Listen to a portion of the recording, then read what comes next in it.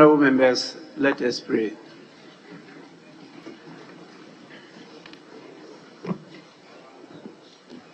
Almighty God, we humbly beseech thee to look with favor this Parliament of the Republic of Ghana. Grant that it may perform its high duty as in thy sight. Give divine guidance to the President of the Republic. Endow members of Parliament and ministers of state with discernment and vision, integrity and courage, that through the labors of government, and people may be well and truly served, and our good purposes for the common human life be realized in our midst. O God, grant us a vision of our country, fair as it might be, a country of righteousness, where none shall wrong his neighbor, a country of plenty, where evil and poverty shall be done away with, a country of brotherhood, where all success shall be found in service, and honor shall be given to the deserving, a country of peace, where government shall rest on the will of the people, and the love for the common good. Bless the efforts of those who struggle to make this vision a living reality. Inspire and strengthen our people, that they may time, thought, and sacrifice to speed the day of the coming beauty of Ghana and Africa. Amen.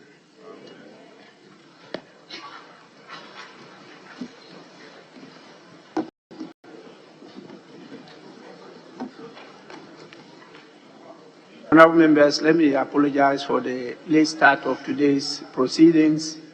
We had a technical problem with the audio system, and they just completed work on it. So we're sorry for keeping you waiting. We start today with the implementation of the new standing orders that came into effect on the 2nd of January this year, 2024. So, honorable members, roll call. Honorable members, pursuant to Order 14 of our standing orders, a roll call will be taken, and the member is expected to respond to the roll call, which shall be evidence of attendance. I now call upon the clerks at the table to call out your names.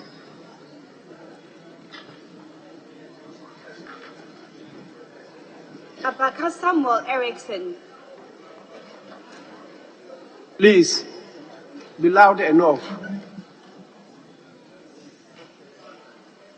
Abanga Abdullahi. Abdullahi Jacob Idris. Abdul Latif Dan.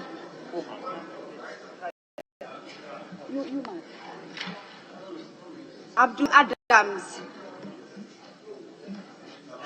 Abaka Samuel Okujeto.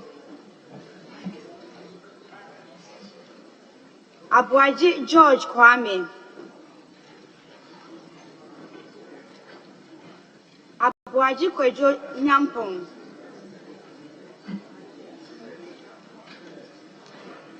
Abudu Lariva Zuwera.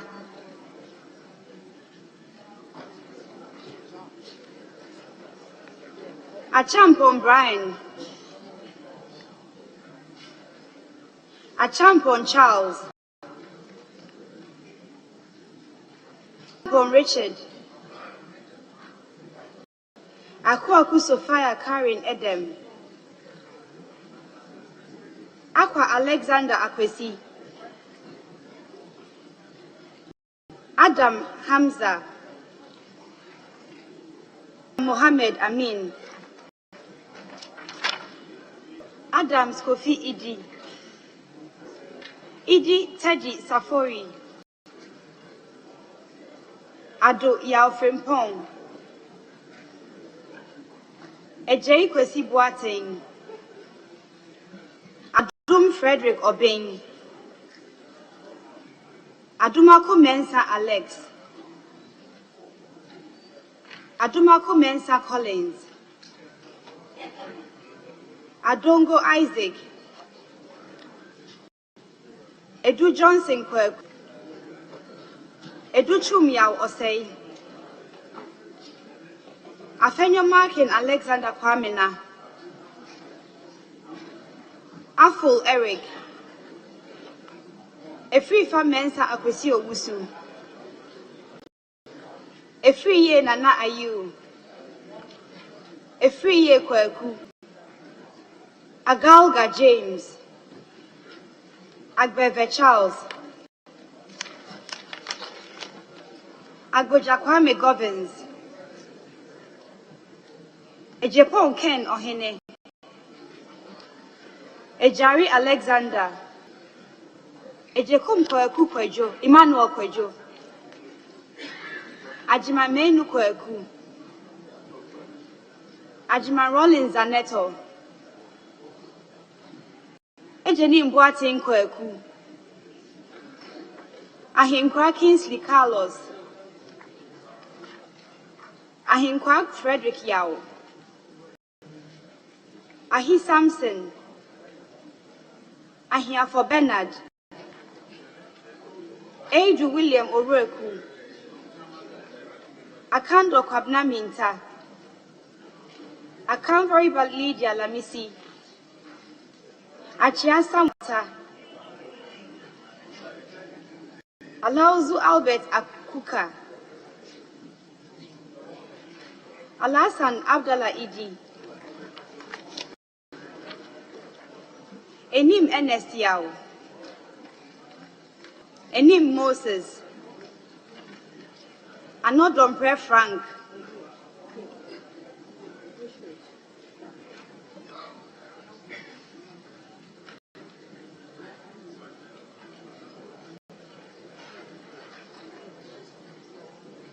Al-Hassan Bashir A. Fusaini, Al-Hassan Lydia Seriam,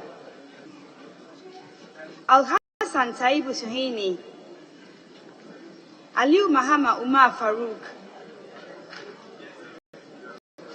Alowute Angela Oforiwa, Amankwa Nicholas, Amankwa Menu Kofi, Ameud Peter,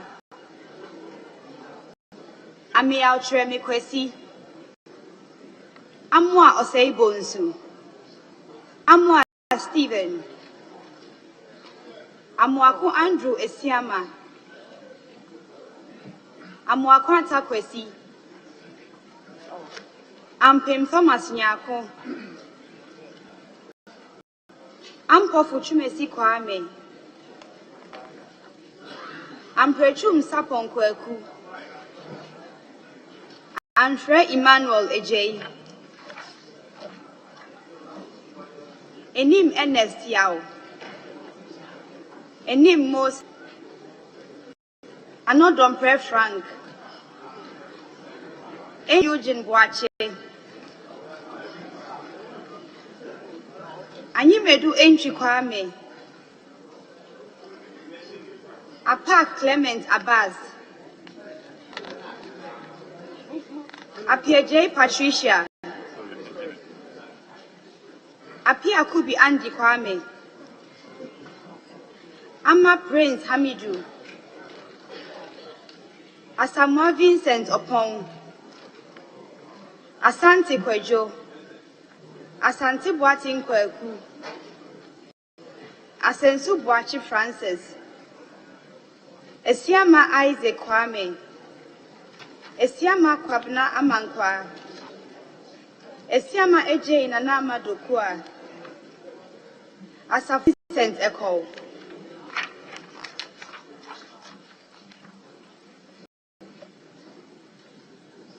Atamil Samuel, Aveji James Kluge, Avoka Cletus Apul, Ewa Ignatius Balfour, Awuni Theresa Ladi, Ayamba Ladi Ayi,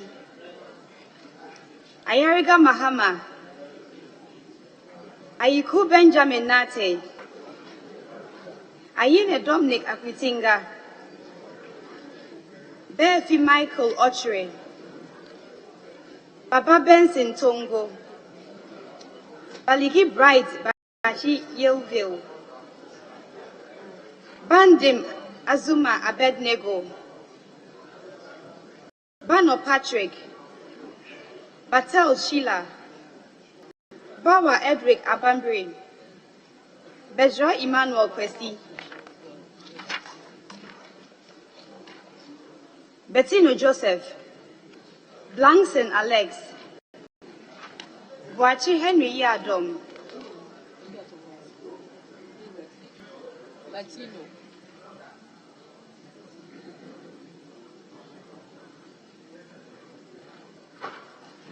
Boachi Henry Yadom, Boachi Yadom Patrick, Boama Patrick Yao, Boating Akwesida Ako, Boating Amakoma,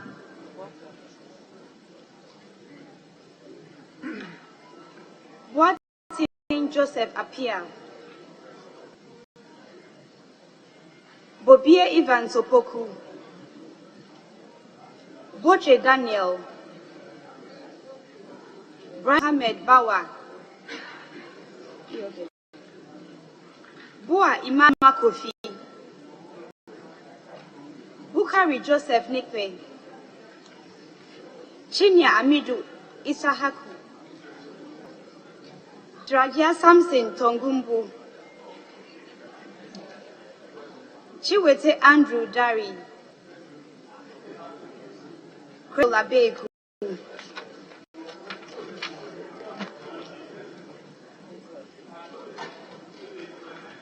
Kujo Comfort Doyo, Kujo Joseph, Kujo Robert Wisdom,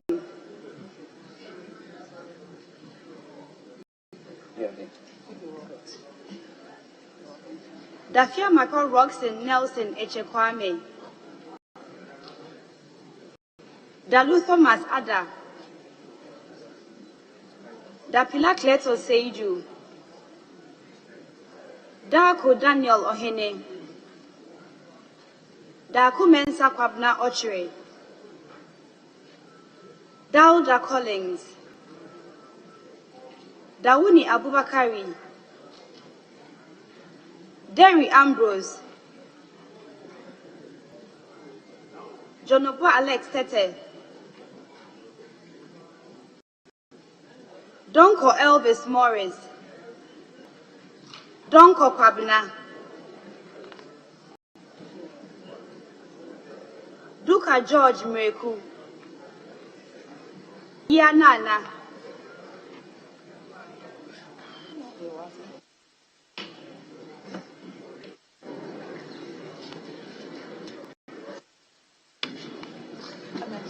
Eyanana,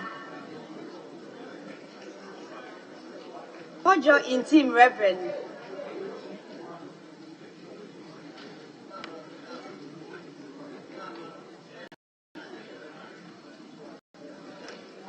Forsen Castle Atuba,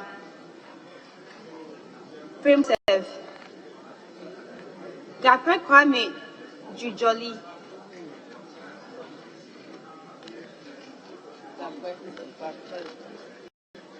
George Samuel Nate,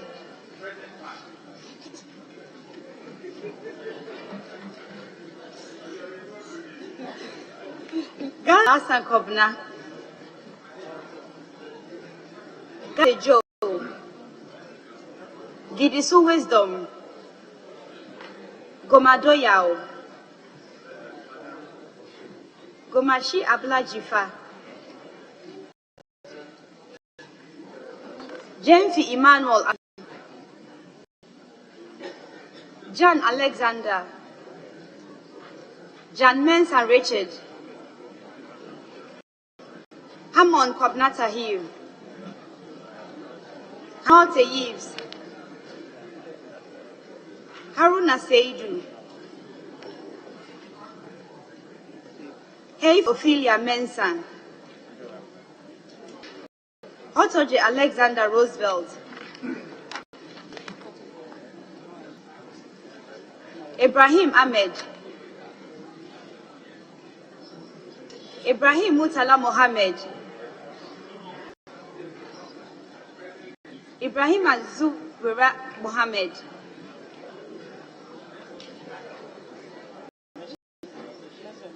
Ibrahima Zuwira Mohammed, Idrisu Habib, Idrisu Haruna,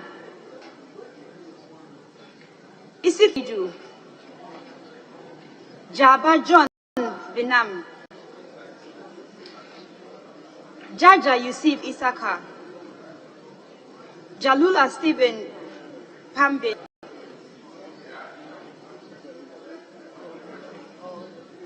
Joshua Godfred Seidu, Jinapo John Abdullahi, Jinapo Samuel Abdullahi,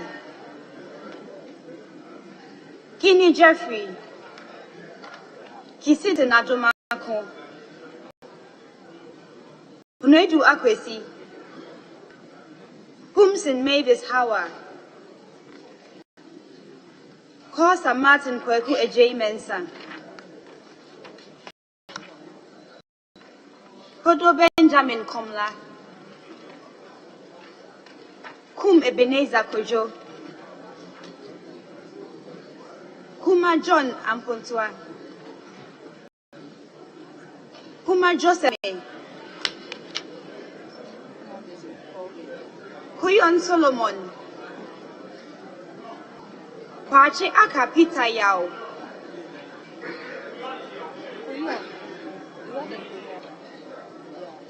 Kwatin Kweku Ajeman,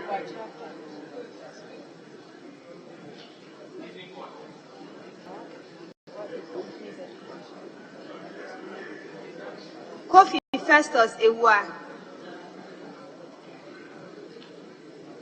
J. Mensa Bonsu Osei, Treme Nelson, Treme Nelson, Labi Oscar Ofori, Lati Agnes Namomo, Liwal Oscar, Mahama Asiesini, Mahama Nasser Ture, Menu Adabo Francis, Mafu Emmanuel, Mafu Kofia Henkra, Momba Thomas, Mensa Betty Nana Efua Crosby, Mensa Francisca Otain, Mensa Isaac Ejay, Mensa Joseph Kwesi, Mensa Tina Gibson Ayele, Mensa Andrew Copper, Morrison Cynthia Mamle, Muntaka Mohammed Mubarak, Musa Abdul Aziz Nanja Sanja, Napari Dominic, Nawani Mark Kurt, Newman Dakwa, Niti Bingham Aduna,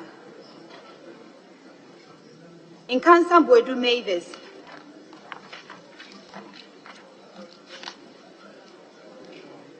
Nokoi Kofi Akon, Nogbe Ernest Henry, Notuko Peter Kwesi, Intim Adelaide, Intim Augustine Collins, Intosu Helen Ajua, Nyakote Albert Tete, Nyaku Bismarck Tete, Nyaku Kingsley,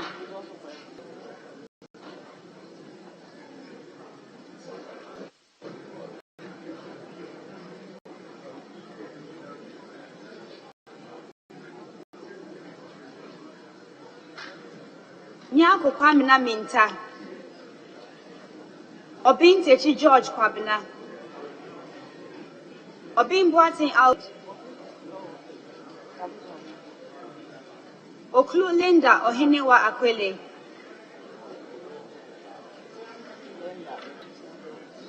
Odamson Isaac Ashai.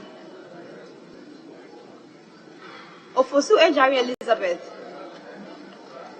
Okofu Date Williams. Ochri Kofi.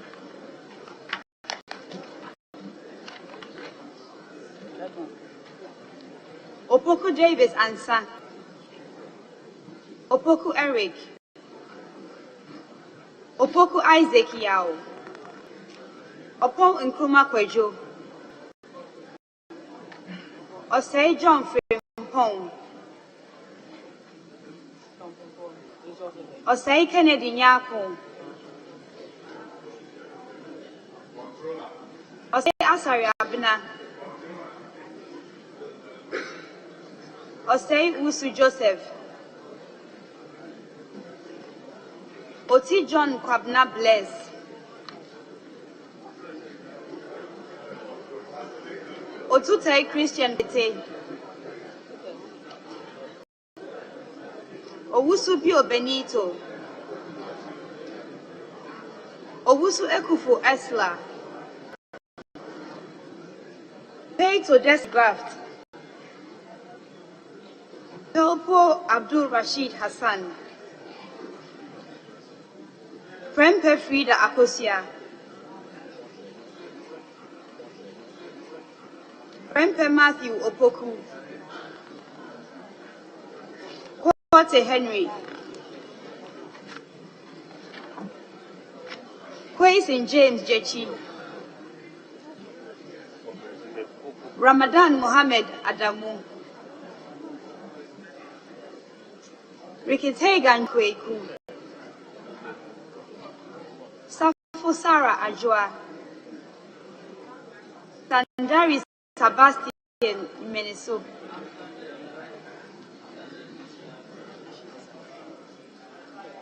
Sani Suleiman Adamu. John Kobna Abam Abua. Soya Queensta Mami Pokua. Sefe Richard Kwame. Setre Benjamin Yeboah. Sosu Francis Xavier Kwejo. Sowa Dela Ajua. Sowa Rita Na Odole. Suparu Adams Mohammed. Sulemana Adama. Sulemana Al-Hassan Tampuli. Sulemana Yusuf. Suma Anthony Impinkara. Tahidu Abdul Razak. Teria Augustine. Tailabi Ebenezer Oklite. Taisling. Tete Sylvester. Tete Agotri Dizella.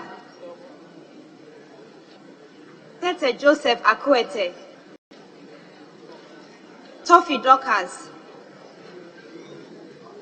Tobu Peter Lanchini. Tuferu Mohammed Hardy. Chum Ampo Gifty. Chum Berry Mapweku. Yusuf Mustafa. Vanderpoy Alfred Oko. Vanderpoy Edwin Nilante. Vondi David.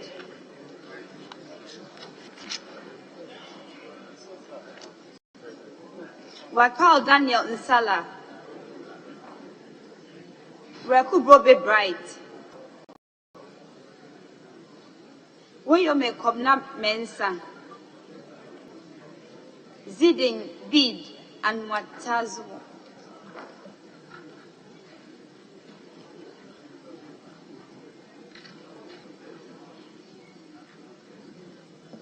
Mr. Speaker, please, I didn't hear my name.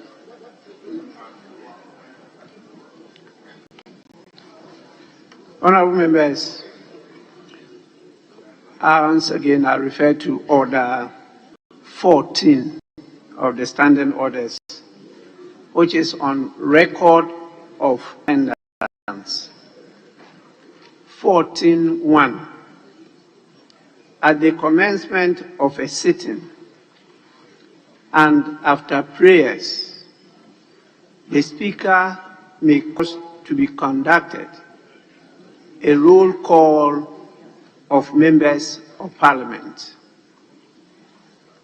14.2. A member shall attend a sitting of the House and sign a record of attendance in chamber that shall be manual or electronic. 14.3.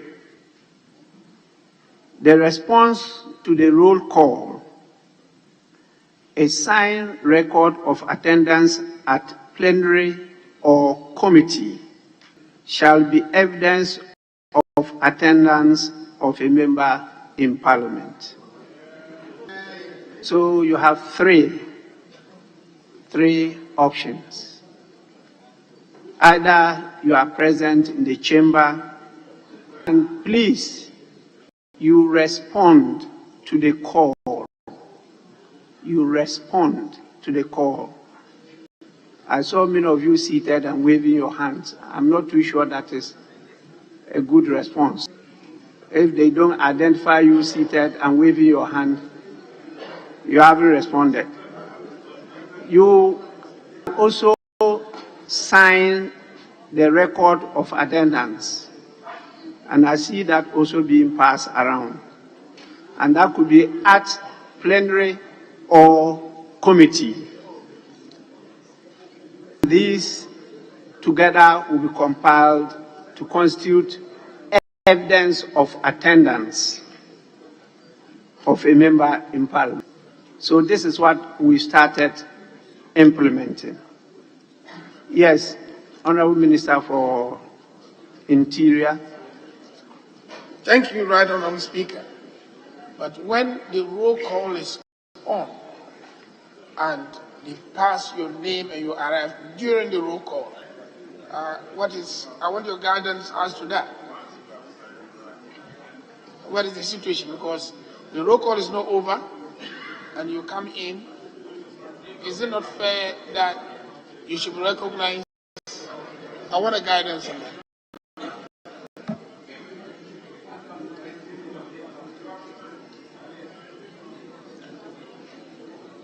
I think it will be advisable for you to other options, because it will be laborious to always go through the roll call anytime a member enters, after they've gone past the member's name. So you have the other options to sign the record of attendance. And I believe that can be done in the chamber here or at the committee level. That is what is stated in the standing orders. But I don't believe that we have to be going over and over the rule to make sure that you respond to the call during the course of the sitting. Yes, I saw Honorable Kweku Kwatin first. Well, thank you, Mr. Speaker. I also seek your guidance. Since this is public record and the public is looking at the proceedings and perhaps wondering what must be happening to those who have not responded favorably to the roll call, I would like to get your guidance on those who may who may not be present because they have leave of absence, or as in the case of Honorable Festus Kofi, who are representing the Finance Committee, say, in a meeting, how these public records capture these situations. I seek your guidance here. At committee level, clearly is captured by the standing order. When you sign at the committee level that you are present at the committee meeting, that constitutes records or evidence for attendance. If you are absent with permission, definitely will be captured that you are absent with permission. But if there is no permission and there is no record of attendance, you are absent. And that too will be captured in the votes and proceedings. These are some of the decisions you took in approving by a resolution of the new orders, and it's my duty to enforce them. And so we started the enforcement today. You have to comply. Yes, Honorable Adsafo.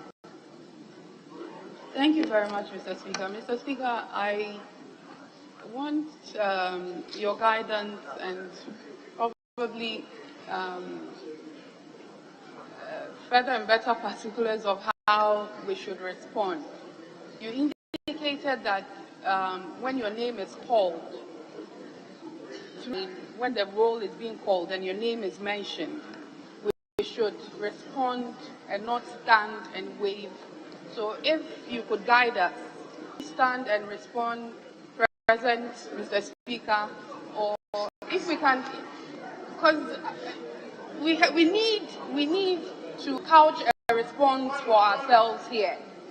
If we want each member to stand and respond the present in the House. So, Mr. Speaker, if you could guide us on how the response should be. Thank you.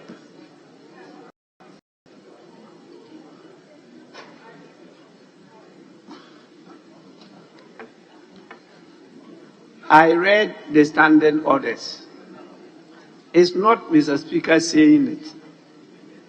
It's what is stated in standing orders. It says that the response to the call, that is to the roll call, which means that there must be a response. That response should be clear enough, either to the eye or to the ear.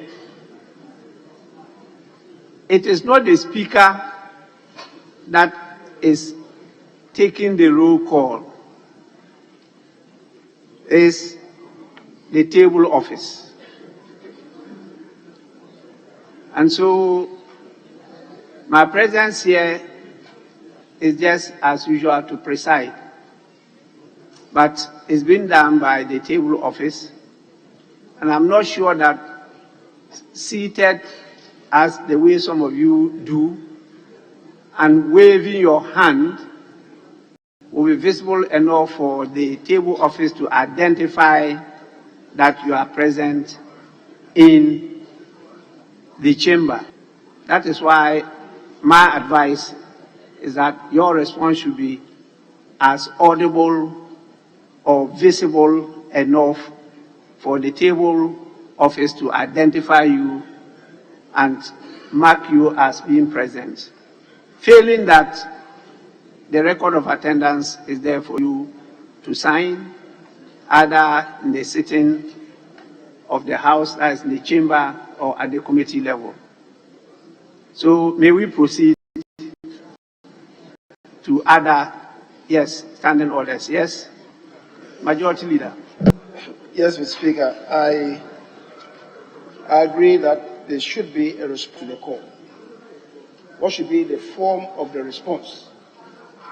I think that the person shall have to rise up and then respond by voice.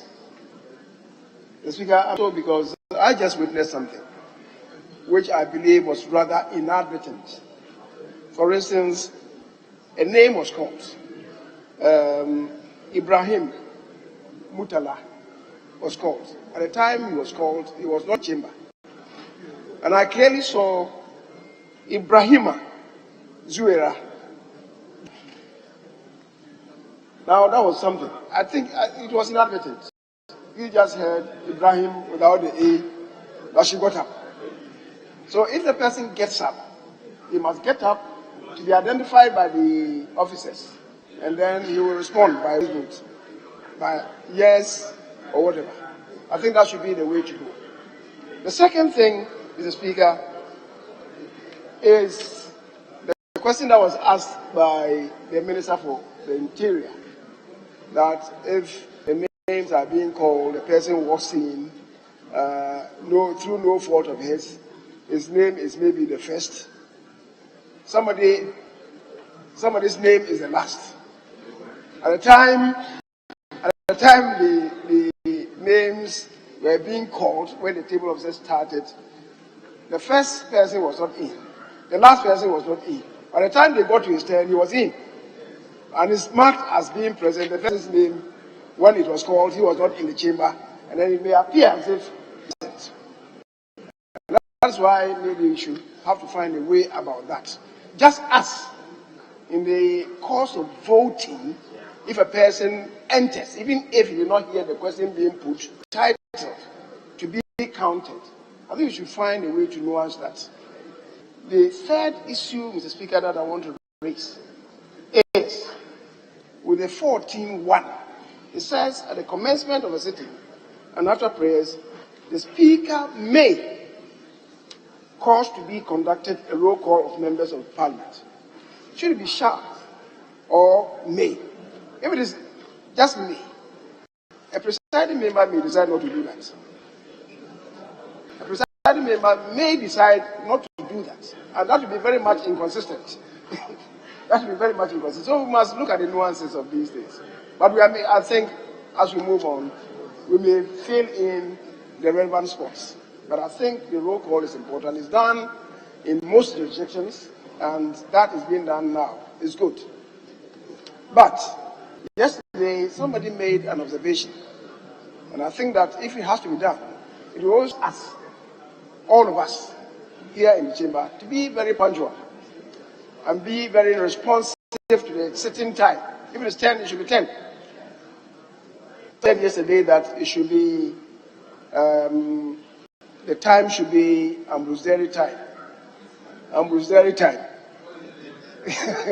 The dairy time is prompt. So when he has to deliver a speech at a gathering, if he goes there and the people are not there, he leaves it there and he reads the speech and then moves away. When you come, you will see the speech. So let's be very punctual. I think it's going to force us to be very punctual. I agree that we do that. But the Speaker has said, going on, I think we'll be filling in to get it right. Thank you. Yes, Honorable Peter Tuobu. Speaker, thank you very much for the opportunity. Right, Honorable Speaker, for your guidance. This is very interesting for the public, and the optics can worry a lot of people. I probably might be in a committee meeting. My seat is vacant. If my name is mentioned, my constituency people, oh, Peter is not on his seat, he's not in Parliament. At what point can we assess the public to appreciate the fact that even though Peter is not on his seat, he's present in Parliament? He's not absent. Because within a twinkle of an eye, within 10 minutes, I'm absent in Parliament. But in actual fact, Parliament knows that I am present. I'm talking about the optics. Right, Honourable Speaker. Thank you.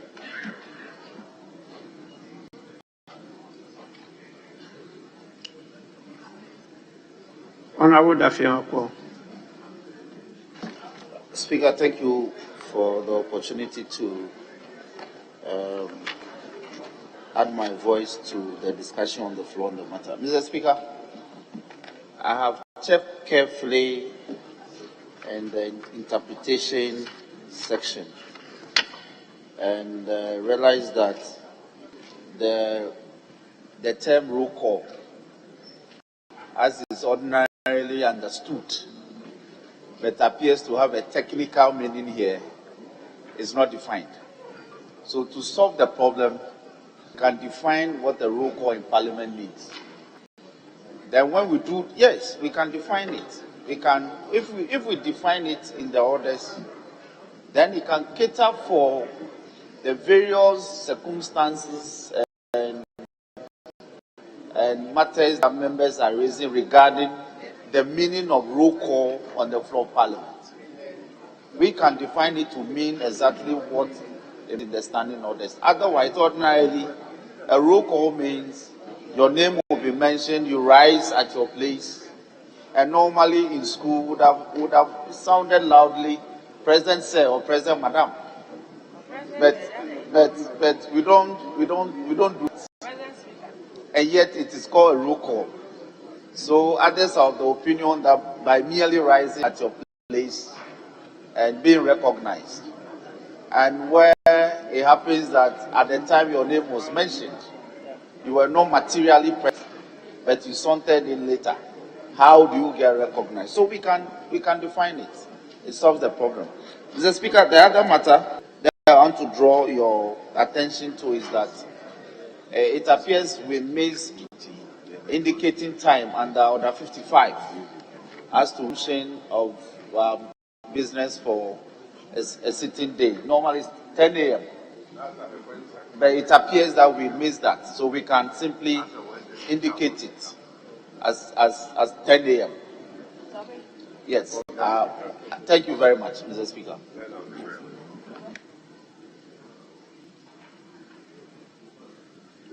Yes, Honorable Mama Erga. Thank you very much, Mr. Speaker.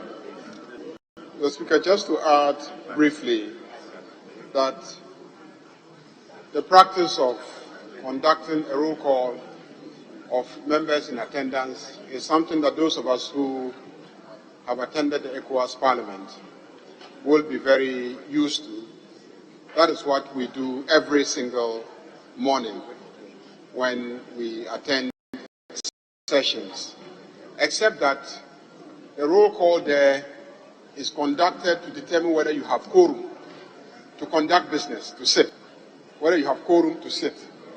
If the roll call is conducted and the numbers don't constitute a quorum to start sitting, then sitting cannot commence. So really is, what is the essence of a roll call here?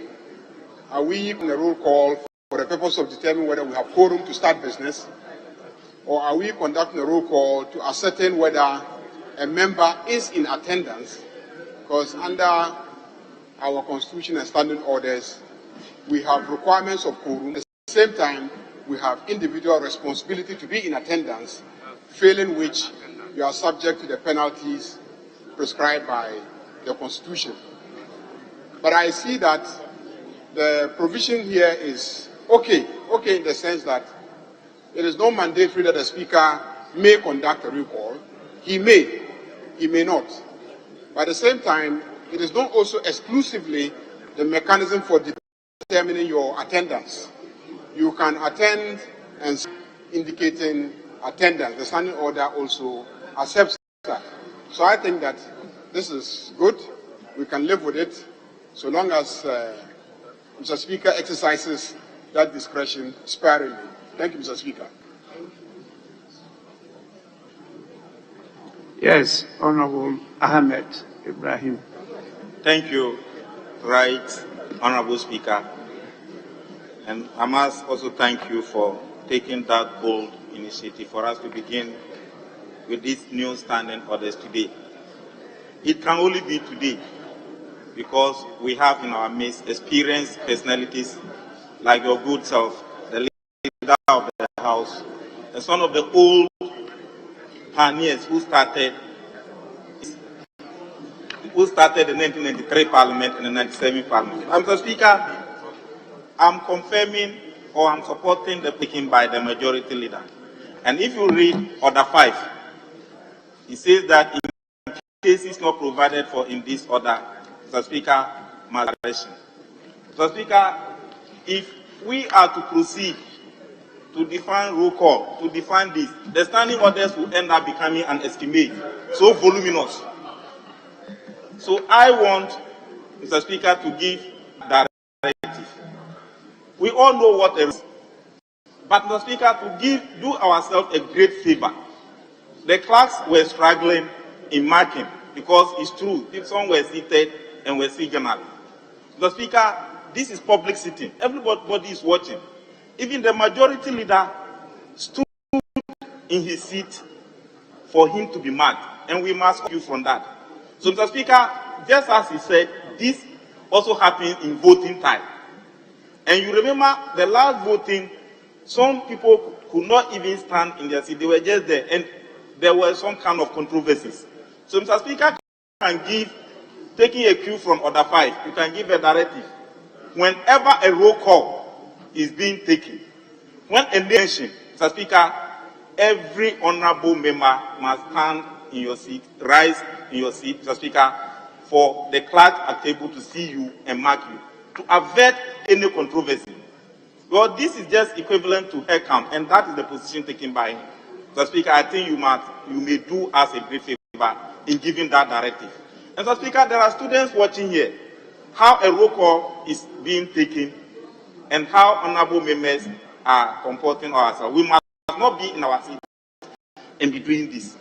We must rise in our seat, be on our feet, for members to see us. Mr. Speaker, one, it will afford us the opportunity to know who is Honorable Joe Oseusu. The members seated there, they don't know. But when the name is mentioned, when the majority, the Honorable Oseche Mensah Bonsu, and he was up, we all saw who Honorable Oseche Mensah Bonsu is. They will go to their schools and say, yes, I know Honorable Oseche Mensah Bonsu. Thank you, Mr. Speaker, for the opportunity. Yes, Honorable Muntaka Mohammed. Thank you, Mr. Speaker. Mr. Speaker, I'm happy that at least the new standing orders starts today. And Mr. Speaker, I want to encourage that as much as possible, we adhere to its test now that it's a new beginning. Now, Mr. Speaker, there was this argument from Honorable Mama Yerga as to what the rule call, what essence it will have. That it is meant to show that we have the right number to start business, like it's done in other parliaments, or what significance will it be? Mr. Speaker, I'm proudly part of those who have been working on these standing orders for all these years. And Mr. Speaker, one of the reasons for this, and I'm sure most of my colleagues who have been working on it can recall, is to tell the public who are punctual. Yes, it may not have any punitive measures in the House, because if you sign in committee, you'll be recorded as having been present. If you later come and you sign, you'll be recorded as having been present. But the business is accounting to the public, which all of us are supposed to. So if at the beginning of the day, Muntaka is not there, what I simply tell as one people is that he is a virtual latecomer into the chamber. Yeah, he will come, but he will always come late. Whether they'll be happy that their MP will be every day is another thing that will serve as a check on all of us. But, Speaker, the counter of it, like I said, we need to work with this test, is to make sure that we also start at 10. Because, Mr. Speaker, the biggest worry in this House is the standing order says that we start at 10. Sometimes leadership, committees, other members will put so many other meetings in the morning, and then you come at 9:30 hoping that we'll start at 10, and then we'll go and start at 1. We'll start at 12. It becomes a disincentive. I only want that this roll call should be married together with punctuality time. So at 10 o'clock we start the roll call. Then it shows the public that we are not only checking ourselves as members of parliament, but we are also being accountable as an institution. That when we mean 10 o'clock, when we say 10 o'clock, we truly mean 10 o'clock. We will not say 10 o'clock. Ministers have businesses and run here, only to come and we start at 1. And then it distorts almost everything that everybody has to do. We know that we start at 10 and we close at 2. Unless there's a reason why we must extend sitting, we all know that for that 4 hours, you must be here. And I'm sure when we stick to it, it will put this into a better use, and all of us will adhere to be punctual. Thank you very much, Mr. Speaker, for the opportunity to be here. Honorable members, well, I'll give time for more views to be expressed. Yes. Thank you, Right Honourable Speaker.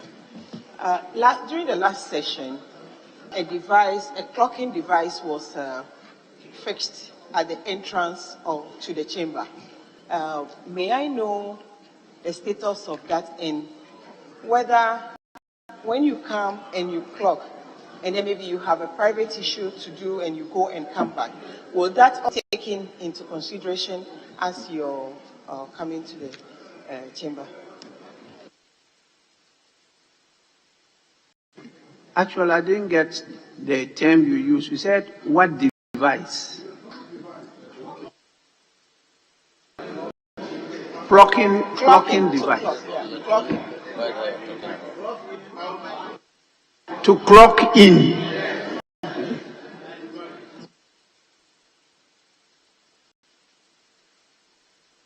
Yes, Honorable Regional Minister. Thank you very much, Mr. Speaker.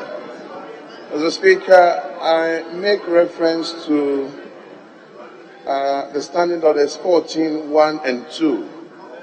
And I think that's the position that the Honorable Minister of the Interior raised earlier. Mr. Speaker, 14.1 talks about Mr. Speaker's decision to may cause to be conducted a roll call of members of Parliament. Now, 2 also talks about signing in manually. Mr. Speaker, I need your guidance. In the event where a member of Parliament has signed manually, and for some reason he may have left the chamber, and then the roll call is done, can we have that assurance that they will be able to reconcile the 2 before marking somebody absent, so that we are clear? Thank you very much, Mr. Speaker. Majority Leader. Speaker, just to amend the statement that I made first, that when a name is mentioned, the man shall have to rise up and then give a verbal response, a voice response. I just said I have to amend it because in our orders, and I refer to the old orders, 86.2, by special indulgence of Mr. Speaker, a member unable conveniently to stand by reason of sickness or infirmity may be permitted to speak sitting. So I think that we have to amend it, that we may not necessarily have to rise up because of infirmity. But certainly there should be a response, a voice response. Having said that, Mr. Speaker, again, I think looking at the details and the construct, I just looked at 14.3. The response to the roll call, a signed record of attendance, plenary or committee, shall be the evidence of attendance of a member of Parliament. I think we need to look at the construct. The conjunction is missing. It cannot be and, there should be a disjunct. So rather should be the response to the roll call or a signed record of attendance. As it is, it's like they are required to do the 2. So, Mr. Speaker, I believe that some of these things may emerge by practice. But it should not be that we consign to register your presence. It may be either or the 2 together anyway. Honorable Majority Leader, maybe version is an earlier one. The latest version I have is no and. There's no and in that decision. Honorable members, I think the new standing orders are to respond to all the various scenarios you have articulated.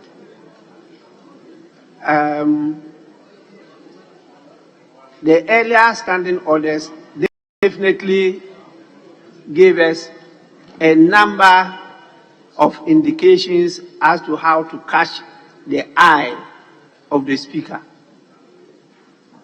Now, this order is dealing with record of attendance.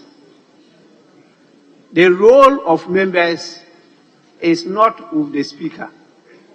The role is with the table office. And all what the speaker is to do is to cause that role to be brought up by the table office, and then the records cross-checked with those present in the chamber. The presence in the chamber to address the issue of commencement quorum. And so when you get that opportunity, you are able to be guided as the speaker or presiding officer when you have a quorum to commence the business. The optics that you refer to are very important. And that, I believe, is clear to all of you that your constituents are watching. And therefore, you are always early on the floor, or you come at will or at pleasure. Your constituents will know. But as attendance at sittings, the votes and proceedings, the records are there to show that you attended the sitting. At least the next day you get the votes and proceedings, and it will be clearly stated there. But the optics constituents, because your constituents will not full up to come and read that one. There will be some issues they will raise for you to answer when you engage them. And so it's important that members take this seriously and try as much as possible to always come to the chamber first before you go to transact any other business. Truly defining a role will be a rather very difficult thing to do. Let's try, as we've been doing, to catch the eye of the speaker. Try to catch the eye of the table office. And in this case, it's not only eye, you have the other alternative of what? The ear. But as for the speaker, no, you are not to catch his ear. You are to catch his eyes. The issue of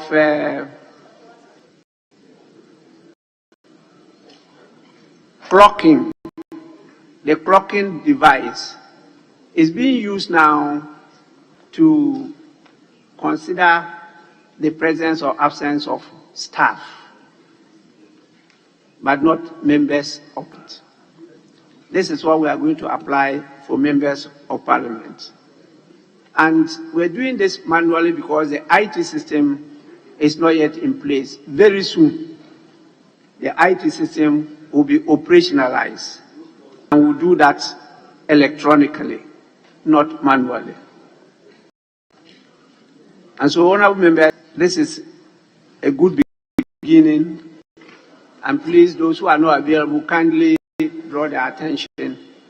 This is to be done daily. This is to be daily. And any member presiding, including the speaker and deputy speakers, will go through this on daily basis. the time of commencement of sitting. If you read the old standing orders, it talked about ordinarily to commence at 10. That doesn't necessarily mean you must commence at 10. There's a possibility of some of what we'll be experiencing. Like today, we had a technical hitch with the audio system. And there was no way we could commence a proceedings when we would not be given the opportunity to hear each other. I can see that the second deputy speaker has wants to draw our attention to. Yes, second deputy speaker. I just want to find out whether the speaker may have the leave not to cause the roll call to be conducted. Because the operating word I see here is may. The speaker may cause. Whether there will be a situation whereby the circumstance may call that the speaker may decide to waive that. Yes, the speaker may not. And that is why I raised the issue of quorum. That if the speaker observes that we have enough quorum to commence business, the other activities are there for members to use. So the speaker may decide not to call or take a roll call. And as I said, it's not going to be done always manually. We'll use the electronic system, which will be faster. I also realize that members, as usual, were not at their seats. People were moving around. Some were entering and trying to sign the record of attendance. And some members were leisurely having their usual conversation. Luckily, the roll call permits that the cameras should be hovering around. And so they will be showing some of you in amorous discussions to your constituents. But that one, you can easily read it in your body language. Your body language will lose you. So please, let's refocus on the business of the House. And I'm sure at the end of the day, you applaud yourself for passing these new standing orders. We'll refer to them as we go on, so that members can get used to the new standing orders. With this, we go to the next one. And after the roll call, the Speaker is calling upon you, that is, honorable members, for us to take the national pledge.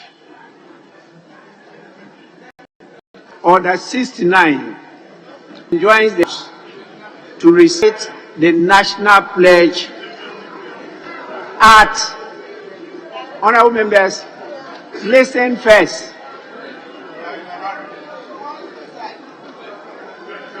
Order 69 enjoins the House to recite the national pledge at the first sitting of every week of a meeting.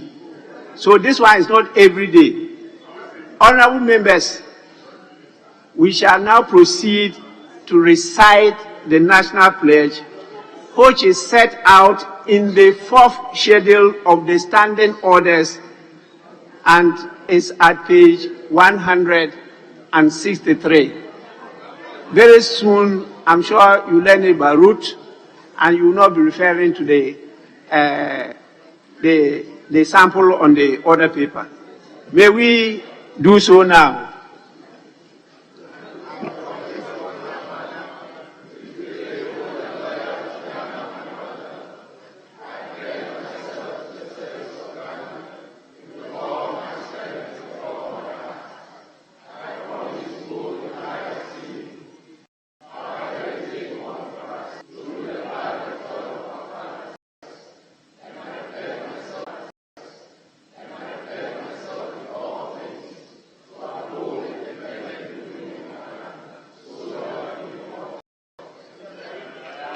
Congratulations.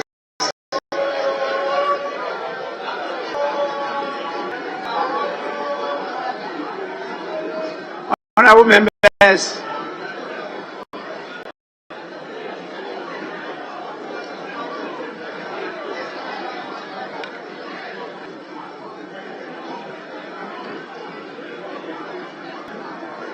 I happily observe that many of you recited the national pledge without looking at any document.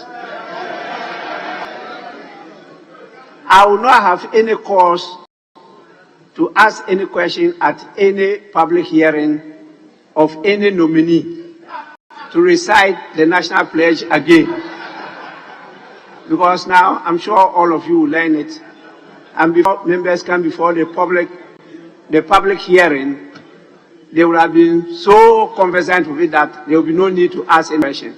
My very good friend, Professor Dominic Fobi, had the unpleasant situation of having to become a mumu after I asked that question. Happily, it won't happen again. Yes, Honorable Adjua. Thank you very much, Mr. Speaker. Mr. Speaker, the National Pledge, it talks about the toil, through the toil and blood, through the blood and toil of our fathers. Mr. Speaker, it omits mothers. Mr. Speaker, their mothers also toiled for this country. And I don't, Mr. Speaker, I think that it is gender insensitive. This country, when we are even making reference to the country, we call it our motherland.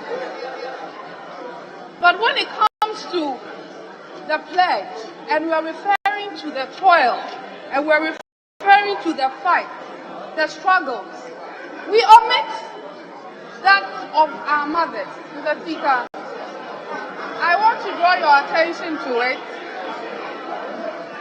and we have to look at it again, country, so that we become more gender sensitive when it comes to our national pledge. Thank you, Mr. Speaker. Honorable members, there is no need to debate this. The statement as clearly stated and is wrong for us to only refer to fathers. We have to own mothers. The same for the prayer. The prayer, I had really a difficulty in always leaving out the mothers. But that is what we have now. Now, in the case of the national pledge, I can only recommend that it be at nationally. I cannot, or the House cannot just amend it. That is a national, that one is a national decision. So we have to look at it. If we have good response from our people, we can easily amend it here. With the prayer, is our own, even though two persons did their rendition of the prayer and added the two. That's why we have it this way. I thought that we could take the opportunity to look at it and then refine it. That one is left to the House. We don't need to debate this one. We have to be gender sensitive. Yes, Honorable Dr. Mr. Speaker, the term father is generic. In the same way we say our motherland. And we've never protested. Because the motherland is also generic. Honorable, this is not open to debate. The Speaker has ruled. If you want us to add fatherland, we'll add it. There's no problem with that. Let's go on. Please, honorable members, I think we need to welcome you. It's proper that the leaders should welcome you. And I want to set the ball rolling, and I'll give the opportunity for the majority and minority leaders to also make a few remarks. Honorable members, with great honor and privilege,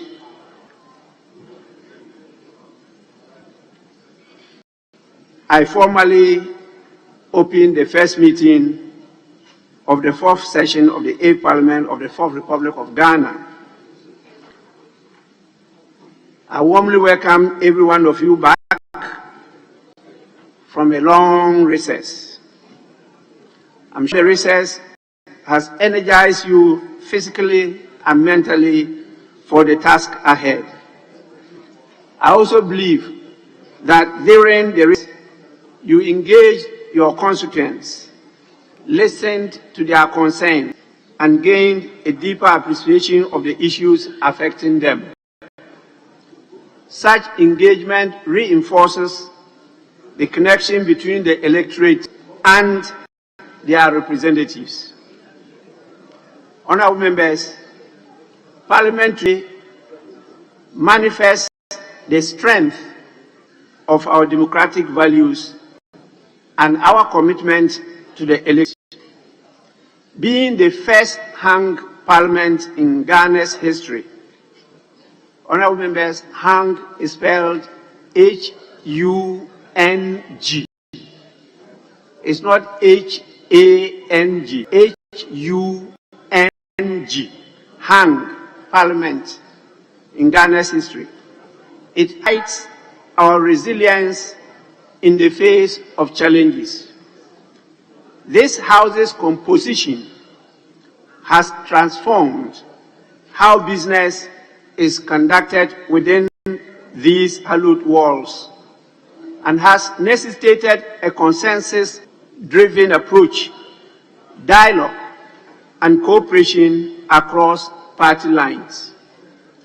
This departure from the traditional majoritarian system ushered in a new era where every voice counts. The will of members to seek common ground and prioritize our nation's welfare above all else is remarkable. We have become architects of a free culture that values consensus, cooperation, and the pursuit of the common good. Honorable members, those of you who have spent some time here will recall how members from other parties or independents disagreed with aligning to one caucus. Whether you belong to minority or you belong to majority, because this is the majoritarian system that was established, and that is what was entrenched by the rules. The thing that we have now, you can belong to a caucus called Independence Caucus. You don't need to align to minority, you don't need to align to majority. And as I've stated very often, we can have an independent in this country without members of parliament in parliament. Maybe practically now it's difficult, but who knows? It will come sooner than later. So the rules now have changed, and this change is to recognize the present situation we are in and also to prepare for the other future scenarios. Our constitution permits that. Honorable members, it's important I mention some significant events that occurred during the recess. As we begin this meeting, it is important to reflect on efforts of other Ghanaians that have served as a guiding light for our country. I was filled with pride and joy as I observed the ordinary success of Chef Faila Abdulrazak's cookathon, who I knew as a young musician in Tamale. I knew her as a young musician in Tamale. That struggle showcased a diverse and delectable cuisine that defines who we are and created a sense of unity and pride among Ghanaians. It helped us to celebrate our shared identity through the universal language of food. I want all of you to join me to express our heartfelt gratitude to Chef Falia Abdul Razak and all who contributed to the success of this extraordinary culinary journey. Honorable members, may we do so with our usual applause. Yeah.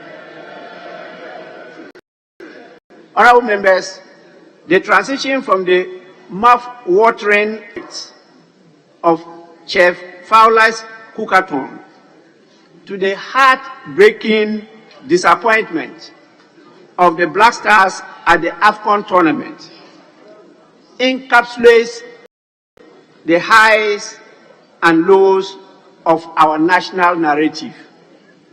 The Black Stars and their handlers must know that they represent more than just a football team.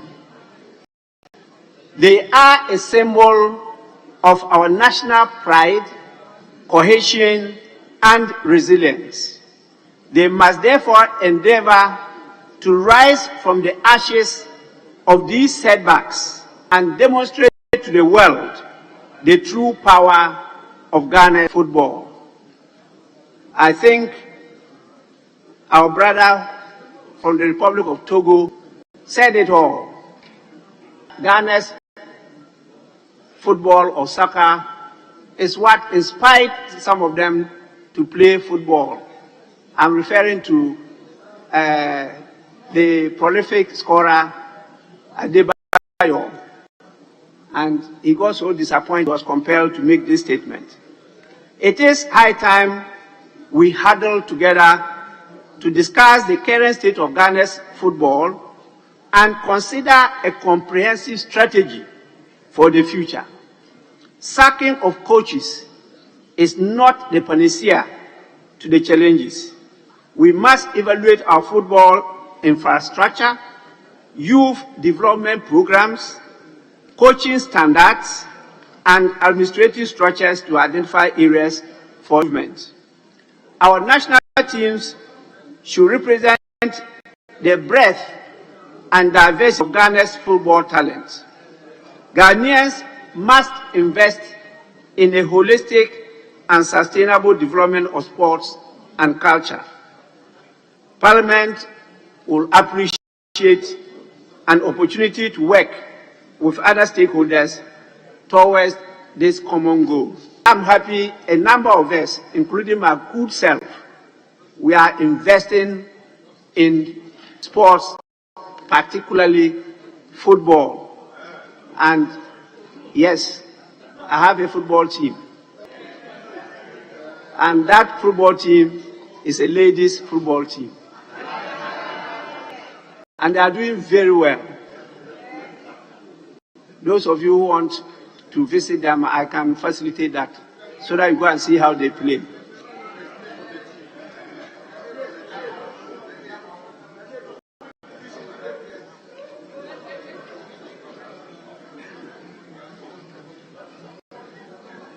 You want the name of the team? Office or profit? There's no profit in that. Oh, investing in football is not all investment that you get profits from.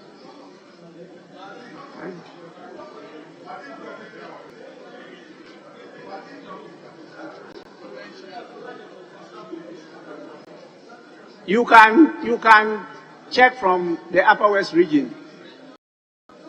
The team is called Sun Shining Stars. Sun Shining Stars. You can go and investigate their accounts, and you see that I'm only investing, nothing out of it. Honorable members, as if the Black Stars' performance was not enough bad news, we woke up one Saturday, and by the evening, we had lost 8 MPs through the primaries of the New Patriotic Party.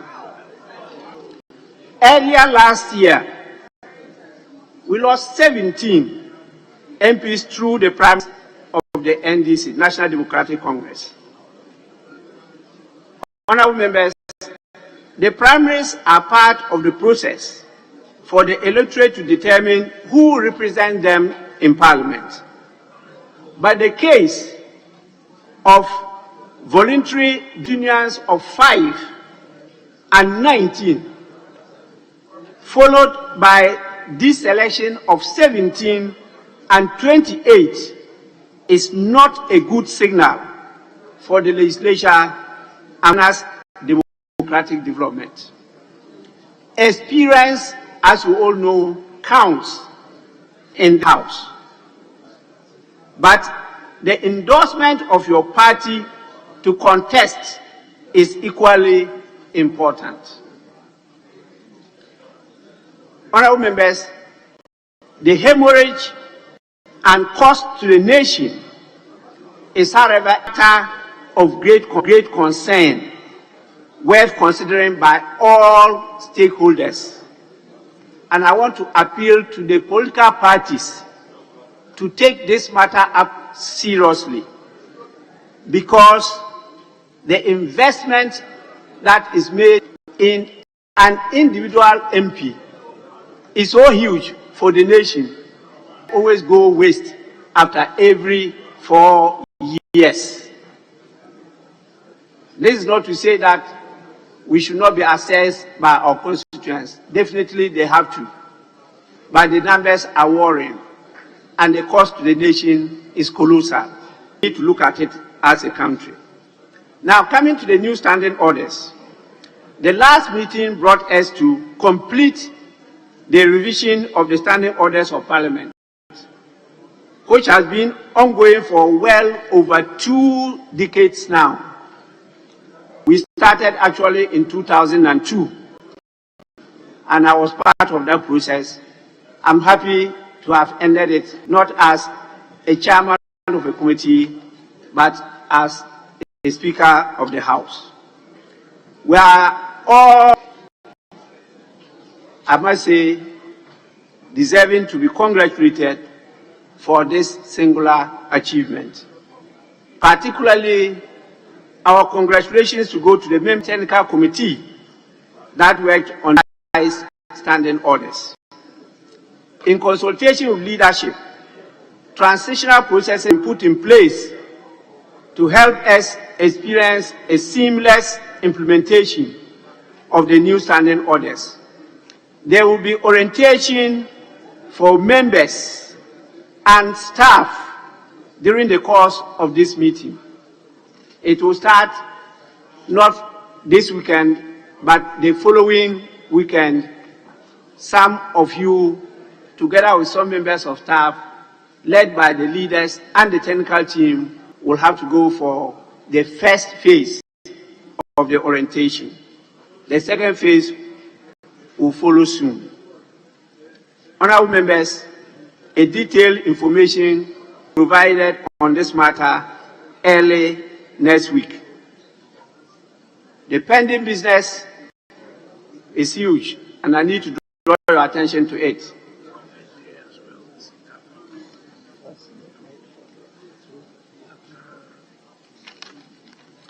As we begin our sittings, we have before us the Affirmative Action Bill, which we must try to pass before the end of this meeting.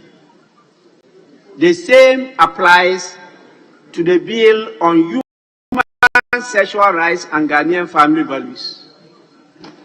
We must pass deals without any further delay.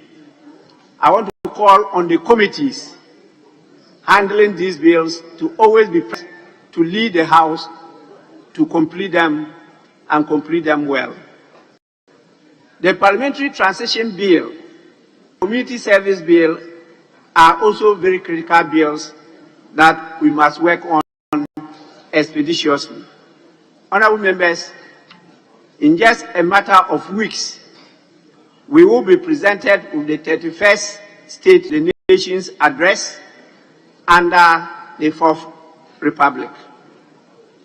We have a responsibility to keep the executive informed of the feel and sense of the people we represent, and not patronize leaders. I am lucky to have copies of all the 30 State of the Nation's address. What I can say is to call on all of you to let us work together in the interest of our dear nation. Excessive partisanship is a killer to democracy, and we should take note of that. Present in the House, we have a total of 702 referrals of government business which are at various committee levels. In addition, 16 bills, 8 public, 8 private, and several petitions are under consideration before various committees. This presents us with a huge task within this year. What it means is that we need to put in hours and redouble our efforts if we are to consider all the matters before the committees and the House this year. Luckily, the new standing orders provide ample opportunity to the House to be able to cope with the task. A total of 82 indicators are on the agenda of Parliament. These include bills such as the Aged Persons Bill, Competition Bill, Small-Scale Mining Bill, Conduct of Public Officers Bill, and the public is always calling on us to work on this bill, but it's not before us. It's indicated on the agenda that it will be presented to the House. It has not yet been presented to the House. The merger of the Volta Authority and Bui Power Authority Bill is also, there's an indication that it will be presented to the House. Apart from what I just mentioned, there are also 71 indicative instruments to be laid, including the following: the alcohol use regulations, the removal from office of justices of the Superior Court rules, and others. In addition, we have 170 papers, 4 motions, and various petitions are captured to be presented, moved, or heard during the course of this year. I want to call on the sponsors of these businesses to assist the House to prioritize what is feasible for the consideration of the 8th Parliament of the Republic. It is not possible to do all this within this year. And so we have to take those that are of priority to the nation, work on them and complete them before you are called to the field to struggle to maintain your seats here. Honourable members, in conclusion,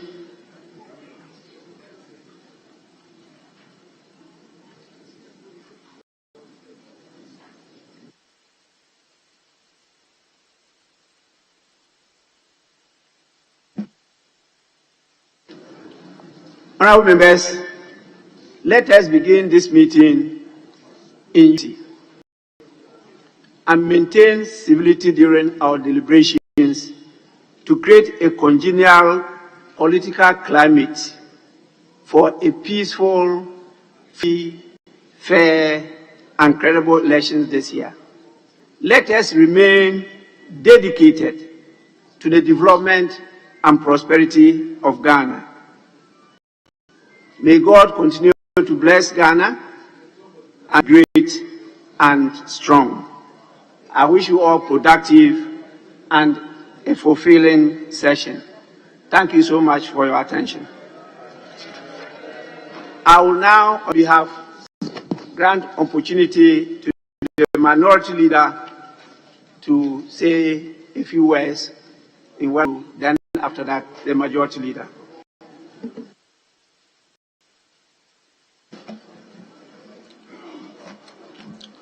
Right Honourable Speaker, thank you for the opportunity to make this statement and to welcome your good self and colleague members of Parliament back for the commencement of the meeting of the fourth session of the 8th Parliament.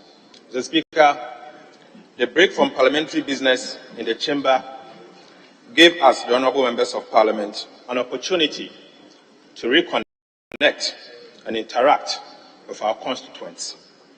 Mr. Speaker, now that the parliamentary primaries of both sides of the House has ended, I wish to use this opportunity to congratulate those of us who had the opportunity to secure the mandate to contest as parliamentary candidates for our respective political parties in the elections of the December 2024. For members of Parliament who could not secure the ticket to be parliamentary candidates, I wish to assure all of you contribution in Ghana's Parliament will forever be remembered. I also wish you all the best in your future endeavors.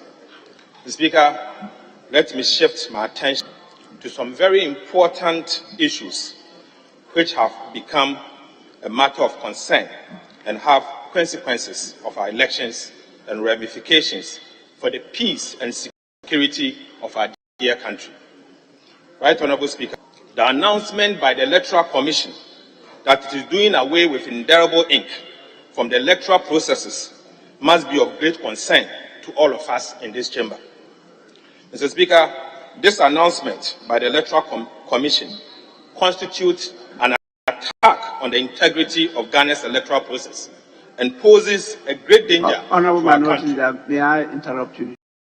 Just resume your seat for a few minutes. Honourable members, I just suspend sitting for 5 minutes.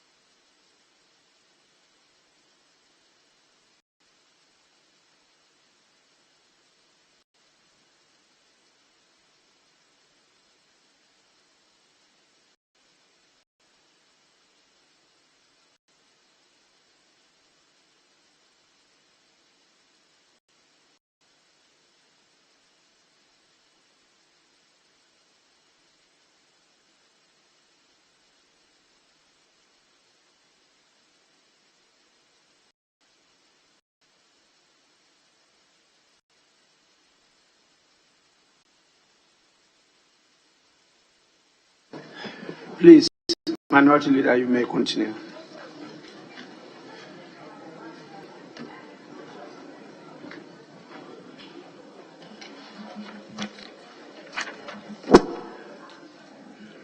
Mr. Speaker, let me shift my attention to some very important issues which have consequences on our elections and ramifications for the peace and security of our dear country. Mr. Speaker, the announcement by the Electoral Commission that it is doing away with indelible ink from the electoral process must be of great concern to all of us in this chamber. Right Honourable Speaker, this announcement by the Electoral Commission constitutes an attack on the integrity of Ghana's electoral process and poses a great danger to our democracy. This Electoral Commission enjoys taking unwholesome decisions, disruptive, fancies courting public disaffection, and enjoys being roundly condemned by right-thinking Ghanaians. So, Speaker, the other time during the limited voter registration exercise, the Electoral Commission of Ghana took a decision to restrict first-time voters to register only at the offices of the Electoral Commission.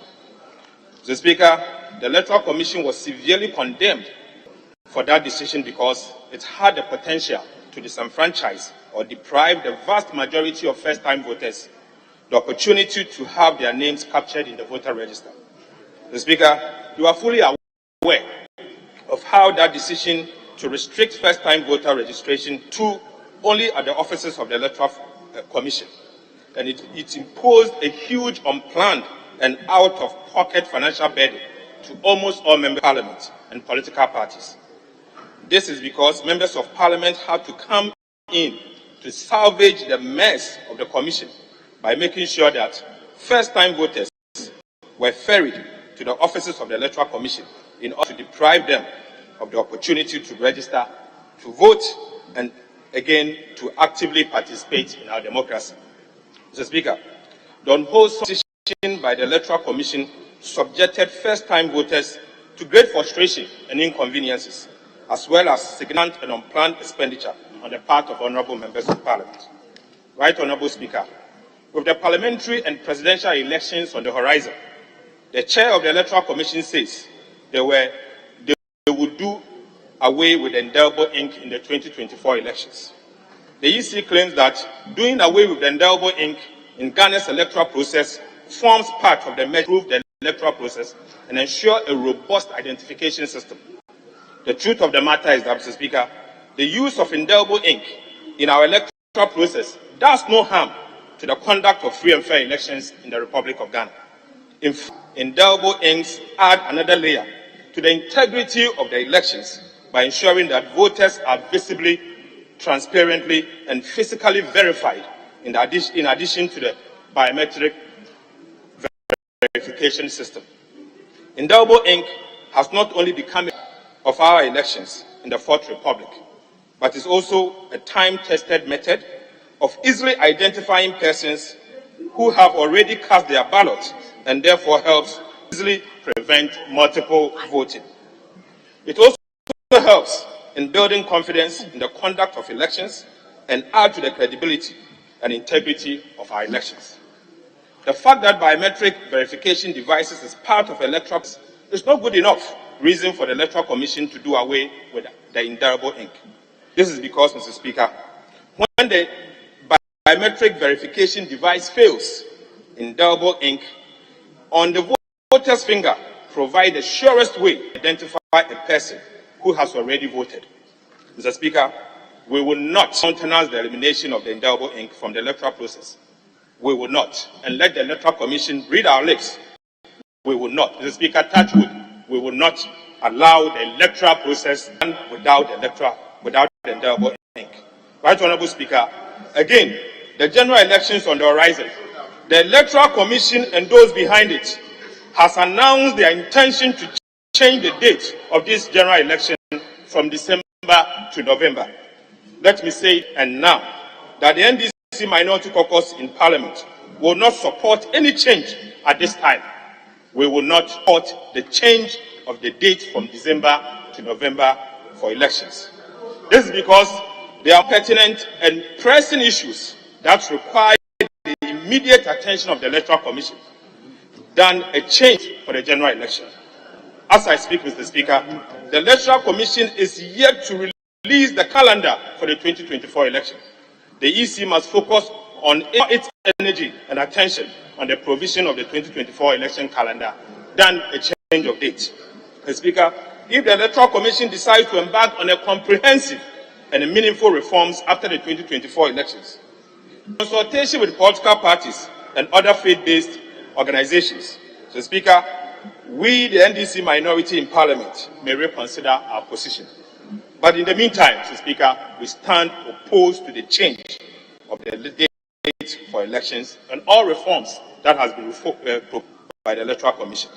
For now, we will not support the Electoral Commission's decision to date for the 2024 general elections. Mr. Speaker, following the approval of the Ministry of Finance budget and other government obligations budget, this House resolved to suspend the payment of the GRA SML contract, pending the outcome of the parliamentary investigation into the matter. Mr. Speaker, I urge you to fund that process in the interest of the suffering Ghanaian. The hardships that our people are facing is overwhelming. Many of our compatriots continue to suffer excruciating pain and hardships as a result of corruption and bad governance. The Speaker has become an epidemic in the body politic of our dear country. We desperately need to find a way out of this if we want our democracy to survive. I call on the government to implement measures that alleviate the suffering of the people of Ghana and take positive steps to reduce the poverty and hardships facing the people of Ghana. Mr. Speaker, I also call on His Excellency the Vice President to learn from Parliament and reform. Mr. Speaker, let me also congratulate you for leading Parliament in the reforms that we've seen today. Mr. Speaker, we in the NDC minority are excited to be back in this august House. As always, we are here to hold the government accountable to its policies, programs, and actions. We are also here to protect and defend the interests of the people of Ghana. Let me conclude by assuring the people of Ghana, including the business community, that the NDC minority in Parliament will always do what is in their best interest for the survival and the growth of our dear country. Right Honourable Speaker, I once again seize this opportunity to welcome your good self and honourable colleagues back to this august House for the resumption of the people's business. Thank you, Mr. Speaker. Yes, Majority Leader.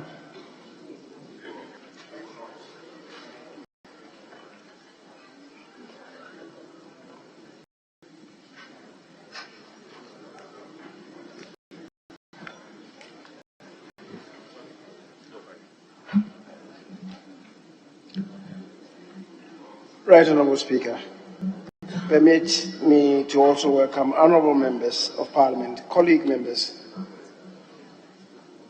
of the leadership of the House and your good self to the first meeting, the fourth and last session of the 8th Parliament of the Republic.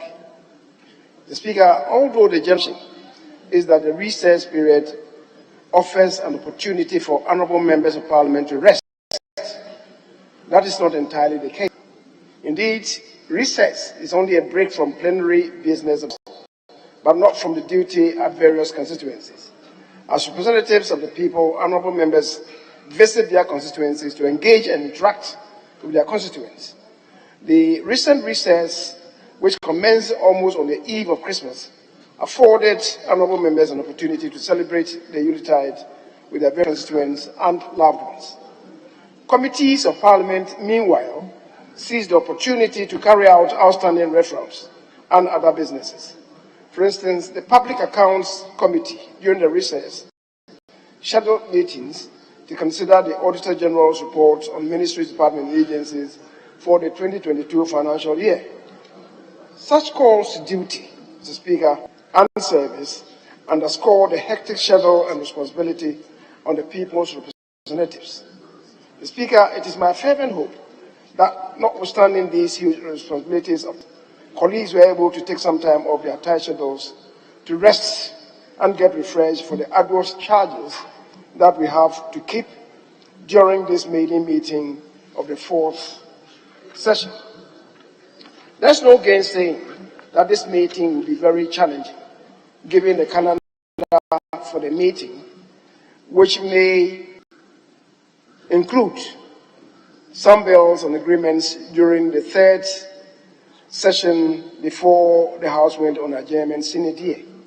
A number of bills have been submitted to the House and some have been advertised. I would implore the various sector ministers sponsoring these bills to avail themselves to the relevant committee subject matter of the bills for all preparatory works to be done before they are introduced in the House. Mr. Speaker, as you rightly noted, there are over 80 bills, some of which have been submitted, others indicative to be submitted. Unfortunately, we're just going to have just about 7 weeks in this meeting. And that then will mean that we have to do serious reorganization to do what we can and perhaps let future days determine about others. The Speaker, in particular, before us, that we have to consider are the Affirmative Action Bill, as you said, the Proper Sexual Human Rights and Ghanaian Family Values Bill, and the Business Committee yesterday programmed to have a further consideration of the bill beginning tomorrow. We do anticipate that by Friday we'll be able to bring it to a closure. Mr. Speaker,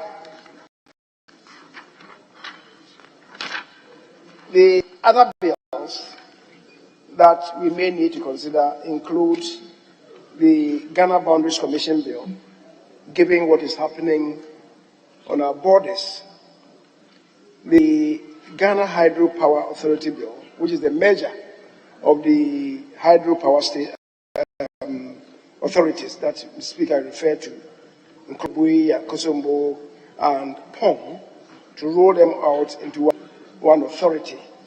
We're going to have to consider the Nuclear Power Authority Bill and the Thermal Power Authority Bill.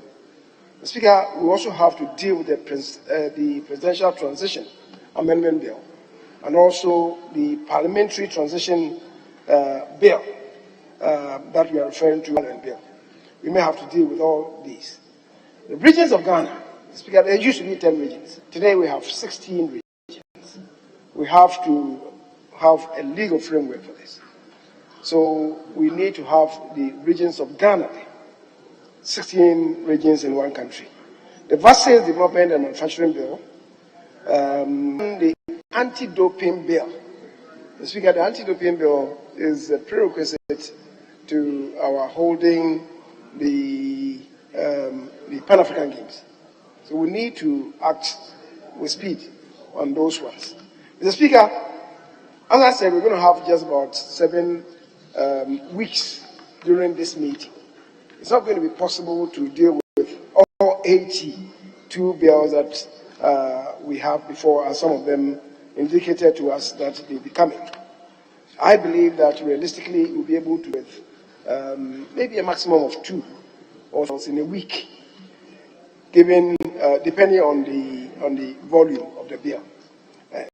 In that case, Mr. Speaker, we're looking at maybe about 15 bills, starting completing about 15 of the bills, and the rest we'll see how they go. The Speaker, among other key businesses during this meeting, Parliament will welcome His Excellency the President Nana Dankwa Akufo-Addo to the House to deliver the message on the state of the nation in fulfillment with Article 67 of the 1992 Constitution. Mr.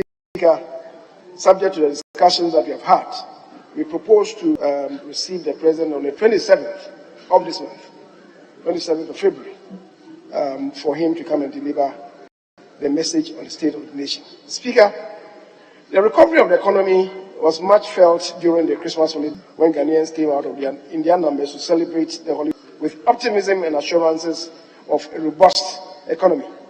The Christmas festivities and its accompanying celebrations have finally put to rest the debate on the turning of the corner of our economy, which was reiterated by the National Monetary Fund and the World Bank in their affirmation that the economy has entered a full recovery stage, with all the macroeconomic indicators pointing to a positive direction. The Speaker, it is against this backdrop that the World Bank has committed over 300 million to help strengthen the macroeconomic stability of the country and to support the resilient economic growth. The International Monetary Fund, also recognizing the country's adherence to the agreed program and policies of the fund in helping to restore macroeconomic stability, has also released the second tranche of $600 million US out of the $3 billion extended credit facility to the country.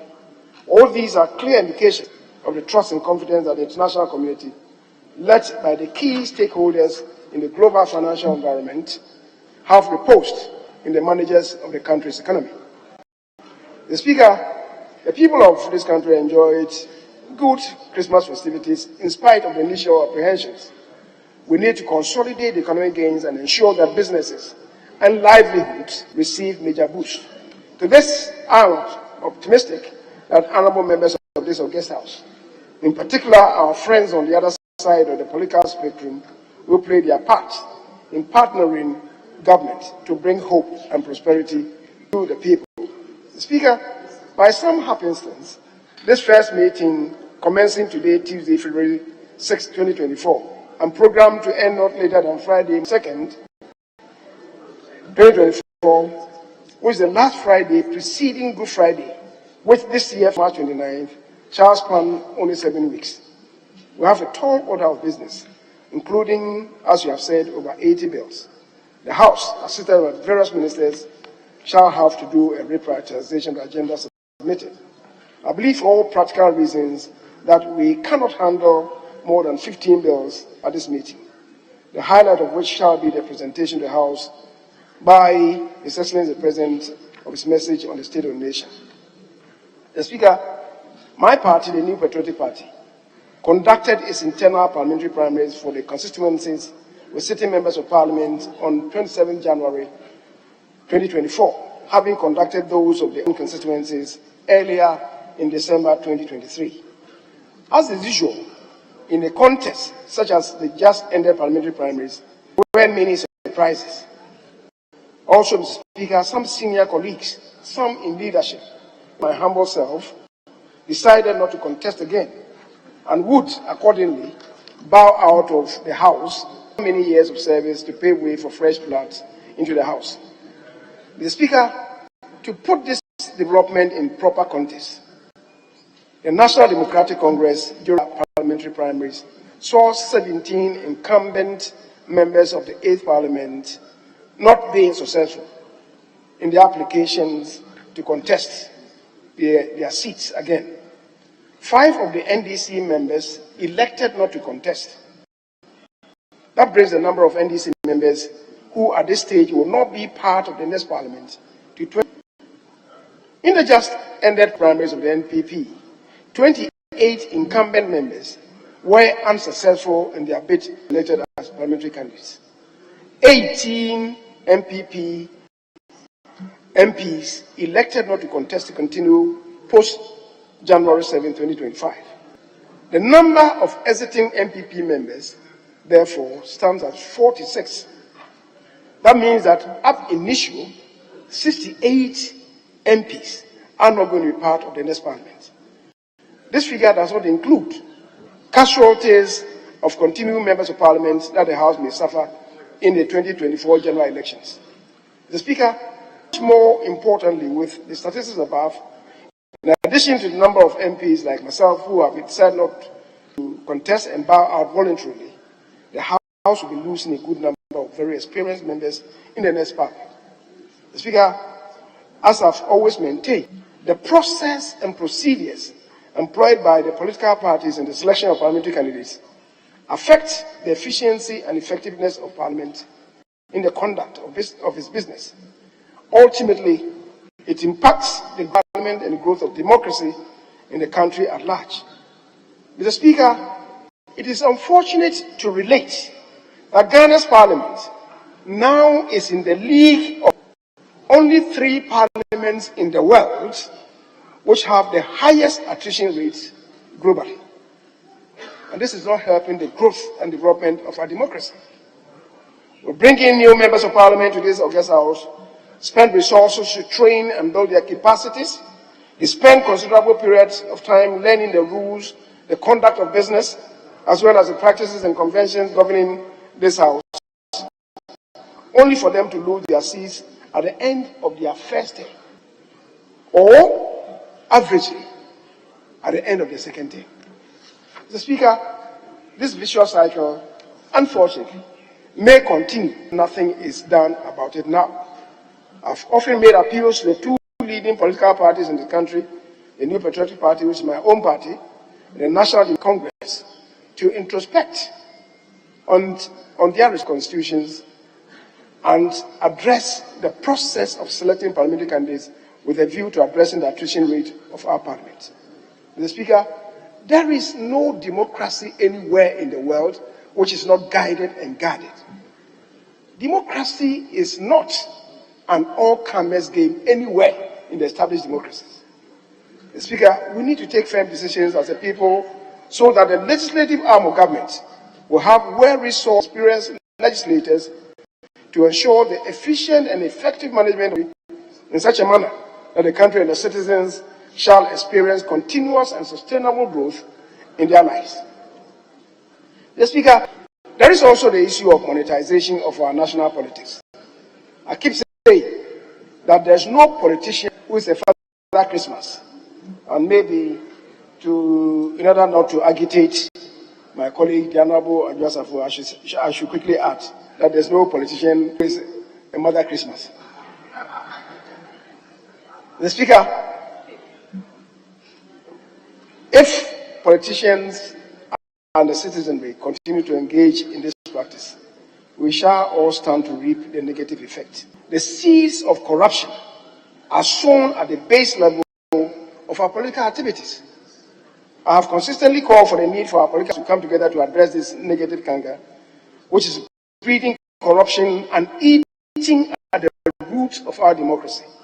If this mischief is not tackled with the speed and urgency it deserves, the Ghanaian people will sooner rather than later lose confidence and trust in this democratic experiment, and our fourth Republican democracy will be in grave danger.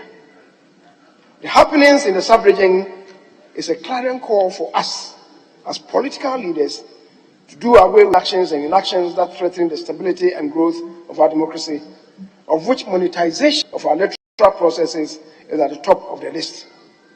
The Speaker, democracy is supposed to yield good dividends that would inure to the benefit of the people governed, not those governing. As a people, as political parties, we should, as a collective, resolve to do away with this huge monetization of our politics, rather come out with policies and programs that will bring economic benefits and respite to the people of this country. Mr. Speaker, we are in an election year, and I take this opportunity to wish all of us well. I want to appeal to all of us to exercise restraint and caution in our campaigning activities, since the contest is about ideas, policies, and programs, and not personalities. We must critique ourselves on the efficacy, practicality, and sustainability of the policies and programs that we will employ. Let us be civil to one another in language use, and let the people of Ghana our judges. Mr. Speaker, let me once again urge all political parties to rein in their members to be decorous in their utterances in the public space in the heat of the campaign. As General Kutu Champon, a former head of state, used to say, this is our country. We are one people with a common destiny, and we live in one nation, and this nation shall continue in perpetuity. Unquote. Let us be guided by our actions and activities in order to jeopardize the peace that we enjoy as a country. The Speaker, before the House adjourned, there was communication from the President that was transmitted to the House in respect of certain bills that the House had duly passed, by which the President expressed his inability or refusal to assent to. The Right Honourable Speaker, communication in the form of memorandum came to be read to the House by a Right Honourable Speaker, who subsequently came with a prepared statement on the President's own communication, which the Speaker read to this House. Upon invitation by the Speaker for the House on his statement, the majority side declined to comment and said we will await the availability of the Speaker's statement. Parliament has reconvened. We hope the Speaker's statement shall be made available. If it is availed this week, I believe the majority side, which made application to be furnished with a statement, will be ready to comment on the Speaker's statement sometime next week, most probably Thursday, February 15th, 2024. Mr. Speaker, the minority leader has alluded to some commissions on the part of the Electoral Commission, including in particular their signaling not to use indelible ink in the next election. Mr. Speaker, I raised the matter after the conduct of the disassembly elections, and I agree with my colleague that they may have to revisit the matter, in particular because the database of the Electoral Commission, as far as some of us do know, don't talk to one another. The database for the regions talk to themselves. So you cannot vote in, let's say, Swami, and then run to Offensive North to vote. You'll be caught because there is synchronized, but they don't go beyond the regions. So it is possible one person to vote in Accra and dash to Bali to cast his or her vote. So, Mr. Speaker, to that extent, to the extent that the database is not talking to, in the various regions are not talking to themselves, it's important that we further guarantee abuse, preventing any abuse of the system by resorting to the use of indelible ink. In the course of the MPP elections, the indelible ink was applied. What, however, I saw was that the ink that was applied was not fast enough. You could easily rub it. So we are appealing to the Electoral Commission to reintroduce it and also ensure that the ink that they apply is very fast and cannot be easily erased. So, Mr. Speaker, I agree with my colleague. I had already raised this matter much earlier. So I should welcome him. I should welcome him to the club. Mr. Speaker, the other one that related to, that is the Electoral Commission not doing the limited registrations in the various polling stations. Mr. Speaker, I agree that that would have been the ideal situation. And let's face it, there has not been any limited registration in this. That should be the ideal. And we should all be given the necessary resources next time around to do that. Because of the mischief that we have seen. But let nobody say that the Electoral Commission this time applied that just because they were up to some trick or mischief. Because, Mr. Speaker, it has never happened. But we should all be moving towards that. Because we want to leave anybody behind. And it may be difficult for one person to even travel from one police station to the other, even constituency, especially the disabled ones. So let's do that. But let it not be said that the Data Commission, that constitutes a deficit in the performance of the Electoral Commission. As for the date in the holding of the presidential and general elections, Mr. Speaker, I have advocated that we should look at it again.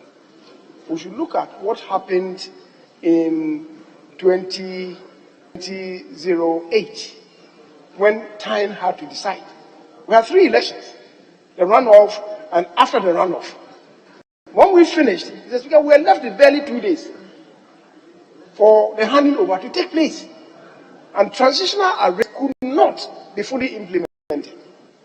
It is not for nothing that the Constitution provides that the holding of the elections could happen not earlier than 3 months before the expiry of the date of the president's term, which means that the holding of the presidential elections could take place from October 7th up to the last day being December 7th, because it's not later than before the expiry of the term of the president. So for the president, the last day is December 7th. For Parliament, the earliest date is 7th, because the Constitution provides that it cannot be held earlier than 1 month before the expiry of the term of Parliament.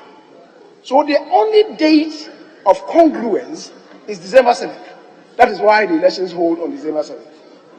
So perhaps what you have to do, because when the Electoral Commission even gave the signal, they can't do it until Parliament amends the Constitution. So to be threatening fire and brimstone, Mr. Speaker, is an act in futility.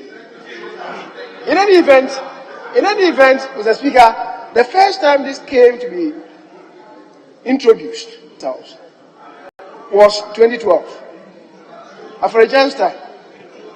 Much as we appreciated the principle, we said that it was too late. Because for his, it was just 6 months to the conduct of the elections. Things are about predictability. And so I agree that there's nothing wrong if we move it forward, so that the parliamentary calendar will be congruent to that of the presidential calendar. But if you are saying that maybe it cannot be done in an election year, that's another argument. That's another argument. Threatening of fire and brimstone is going to get the shoulder. Mr. Speaker, so I think we should all have a think through of these ones, the limited registration, the date of holding presidential and parliamentary elections. If it cannot happen this year, let's agree so that the Electoral Commission will make an earlier proposal, maybe after the conduct of the presidential general elections. And then the House could agree to do the needful. Mr. Speaker, the shortness of the periods of this meeting requires greater the performance of functions on the part of both members and staff. In consultation with the Right Honourable Speaker, the House may have to have extended sittings, beginning with the third week. That may include even conscripting Mondays beyond the second week to have sitting on those days. But, Mr. Speaker, you raise a very important matter in your own words. One, you insisted that this parliament is a hung parliament. With the greatest respect, Mr. Speaker, I disagree. This House is not a hung parliament. A hung parliament comes with necessary implications. In any hung parliament, there is an alternation of the leader, majority, minority. So a majority leader will serve for, if the tenure is 4 years, is 2 years, and there will be a reversal of roles. And he will be the leader of the House. Mr. Speaker, I do recollect that earlier in the day you started introducing a concept, co-leaders. You dropped it because you came to terms with the reality that even if it is a margin of 1, it is still not a hung parliament. Mr. Speaker, in systems, you may have the majority party having less than 1/2, maybe sometimes 1/3. They then will have the opportunity to court some of the smaller parties. When they come together and they form the majority, they are the majority party, and the leader is the majority leader. That is what parliament is. That is what parliamentary practice is. I am the majority leader. I am. The speaker has said that sometimes I'm a limping majority leader. That is his own phraseology. I wouldn't want to debate him on that. But Mr. Speaker, we should all learn useful lessons in the House to the extent that it is not divided right down the middle. It's not a hang. Mr. Speaker, having said that, I would end by welcoming all of us to this House and wish that we would rededicate ourselves to, as you related to, the very tall order of business of the House meeting, and endeavor to be very punctual, especially now that we are introducing a roll call, in order that we'll be able to finish the agenda of this meeting.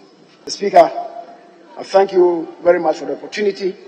I don't want to talk about the performance of the Blasters because, Mr. Speaker, we have exhausted it. And I agree with you that the fault does not lie with the coach. The fault lies beginning with the recruitment team. The people who went out there to do the recruitment into the team and handed it over to the coach. We don't have to be doing this. Mr. Speaker, Nigeria, under Clemens Westerhoff, when they went to Algeria to play, the first match, they lost to Algeria by 4-1. They managed to climb up and face Algeria in the finals.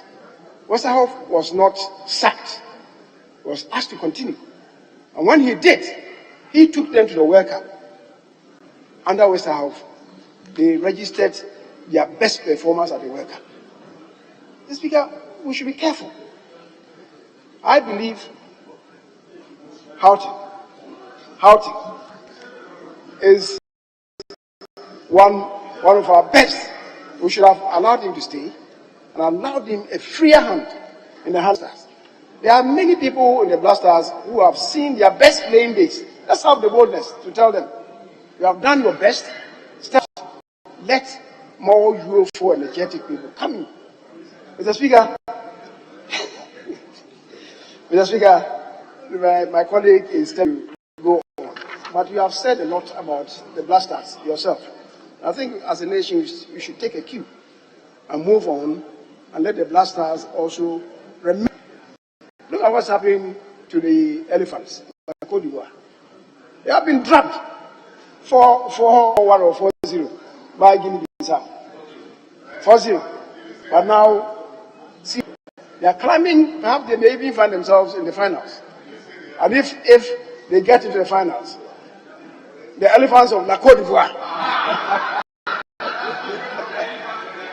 Mr. Speaker, fortunately, there's no team called the Umbrella.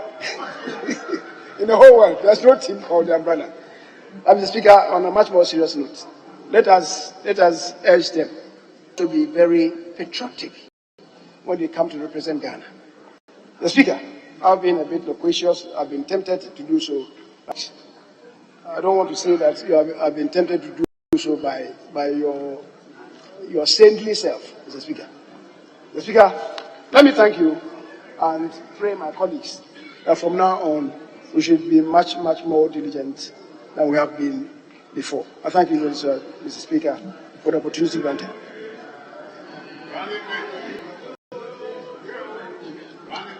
Honourable members, you've heard it all from the leaders, and on your behalf, I thank them for their leadership and for the kind words of welcome to members. We have had to hold of our national treasures for some time now in the public gallery. It's important I recognize their presence. You know, the most valuable assets of every society or nation are the children. And we have them at least honor us with their presence today from 2 institutions. We have people from the Learning Skills International School. They are led by their teacher, Mr. Derek Ayite. The school is located at Adentan constituency. We have 31 of them present here to witness how we do what we do. So with your kind support, may I ask them to rise to be recognized. Learning Skills International School. They have stepped out. I'm told they have stepped out. Now we have Kanda State 1 Basic School. They are being led by the head teacher herself, Lucy Kudivu. There are 57 in number coming from Ayawaso East constituency. On behalf of the House and all members of Parliament, I warmly welcome you to your house. This is the house of the people. You are part of the people, and at any time you can come. We transact our business, as you can see. That is how we have the public gallery. You don't have that in the cabinet, the executive. And so you are welcome. Make it a point to always show up. If not together, as individuals, come and see so that you can be better than what we are today. Please, you may sit down now. Honorable members, I have a number of communications from the President. It has nothing to do with ministerial reshuffle, so don't panic at all. No minister is reshuffled yet. Mark the word, yet. I said yet, yes. Yes. You think only the DCs will go?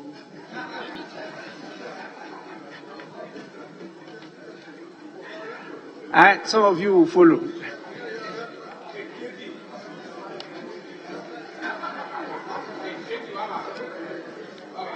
If you want to know, see me in chambers. Honorable members, His Excellency the President, during the recess, submitted a number of communications to the House through me. It's my duty to let you know the communications. We have as many as 5, starting from December last year.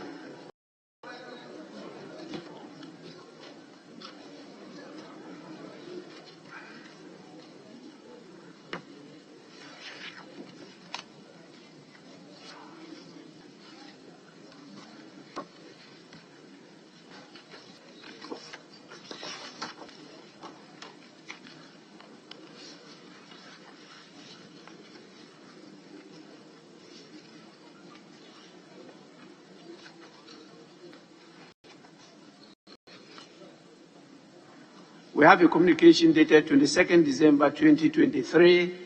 It reads, Mr. Speaker, absence from Ghana. In accordance with Article 59 of the Constitution, I write to inform you that at the instance of the Chair of the Authority of Heads of State and Government of the Community of West Africa States, ECOWAS, and President of the Federal Republic of Nigeria, His Excellency Bola Ahmed Tinubu, I will be traveling outside the country on Saturday, 23rd December 2023 to Freetown soon as part of an ECOWAS special mission following the recent tensed political situation in the country. I will return to Ghana in the evening of the same day. During my absence, the Vice President, Alhaji Dr. Mahmoud Bawumia, shall, in accordance with Article 68 of the Constitution, act in my stead. Yours sincerely, Nana Addo Dankwa Akufo-Addo. We have another communication dated 12th January 2024. It reads, Mr. Speaker, absence from Ghana. In accordance with Article 59 of the Constitution, I write to inform you that I will be traveling outside the country today, 12th January 2024, at the invitation of the Republic of Côte d'Ivoire, His Excellency Alassane Ouattara, to participate in the ceremony of the Total Energies African Cup of Nations scheduled to be held on Saturday, 13th January 2024, at the Alassane Ouattara Olympic Stadium in Abidjan, Côte d'Ivoire. I will return to Ghana in the same day. During my absence, the Vice President, Alhaji Dr. Mahmoud Bawumia, shall, in accordance with Article 68 of the Constitution, act in my stead. Then we have another communication dated 15th January 2024, and it reads, Mr. Speaker, absence from Ghana. In accordance with Article 59 of the Constitution, I write to inform you that I'm traveling outside the country on Monday, 15th January 2020, to Davos, Switzerland, at the invitation of Professor Klaus Schwab, founder and executive chairman of the World Economic Forum, to participate in the World Economic Forum annual meeting 2024, scheduled to be held from 15th to 19th January 2024. I will depart Davos Thursday, 18th January 2024, to Kampala, Republic of Uganda, at the invitation of the President of the Republic of Uganda and host of the 19th Summit of the Non-Aligned Movement, to lead Ghana's delegation to the 19th Summit of Heads of State and Government of the Non-Alignment Movement from 19th to 20th January 2024. Thereafter, at the invitation of the President of the Republic of Liberia, His Excellency George M. Weah, I will depart Kampala, Republic of Uganda, on Sunday, 21st January 2024, to attend the inauguration ceremony of His Excellency Ambassador Joseph Numa Boakai as President of the Republic of Liberia on Monday, 2nd January 2024. I will return to Ghana on Tuesday, 23rd January 2024. During my absence, the Vice President, Alayi Dr. Mahmudu Bawumia, shall, in accordance with Article 68 of the Constitution, act in my stead. The last but not the least is a letter dated 28th January 2024, and it reads, Mr. Speaker, absence from Ghana. In accordance with Article 59 of the Constitution, I write to inform you that I shall be traveling outside the country on Sunday, 28th January 2024, to Rome, Italy, at the invitation of the Prime Minister of Italy, His Excellency Ms. Giorgia Meloni, to participate in the Italy-Africa Summit, scheduled to be held from 28th to 29th January 2024 in Rome, Italy. Thereafter, I will depart Italy to Vienna, Austria, to pay a 3-day reciprocal state visit at the invitation of His Excellency Alexander van der Bellen, President of Austria, from the 29th January to 1st February 2024. I shall return to Ghana in the evening of Thursday, 1st February 2024. During my absence, the Vice President, His Excellency Alayi Dr. Mahmudu Bawumia, shall, in accordance with Article 8 of the Constitution, act in my stead. Yours sincerely, Nana Dankwa Akufo-Addo. Honorable members, the First Deputy Speaker Chair.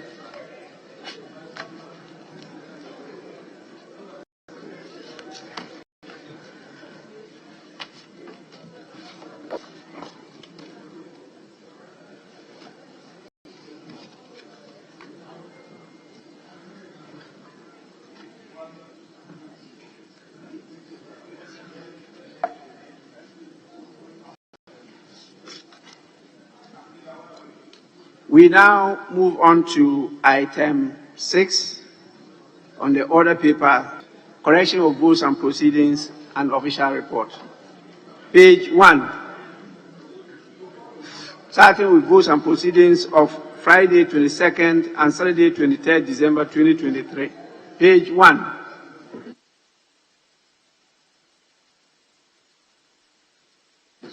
Yes, honorable members, my attention has been drawn to the time and just a few minutes, about a minute to 2.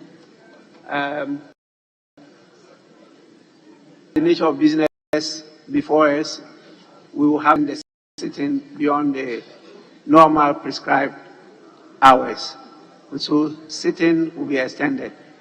The First Deputy Speaker has to take the chair.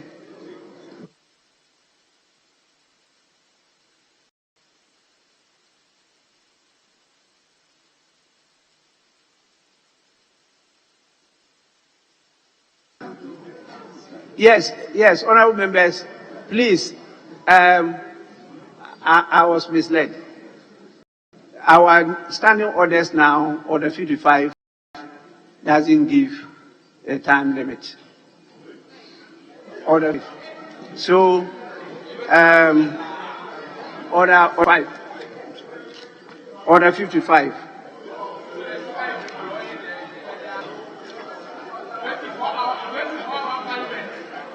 Order 55.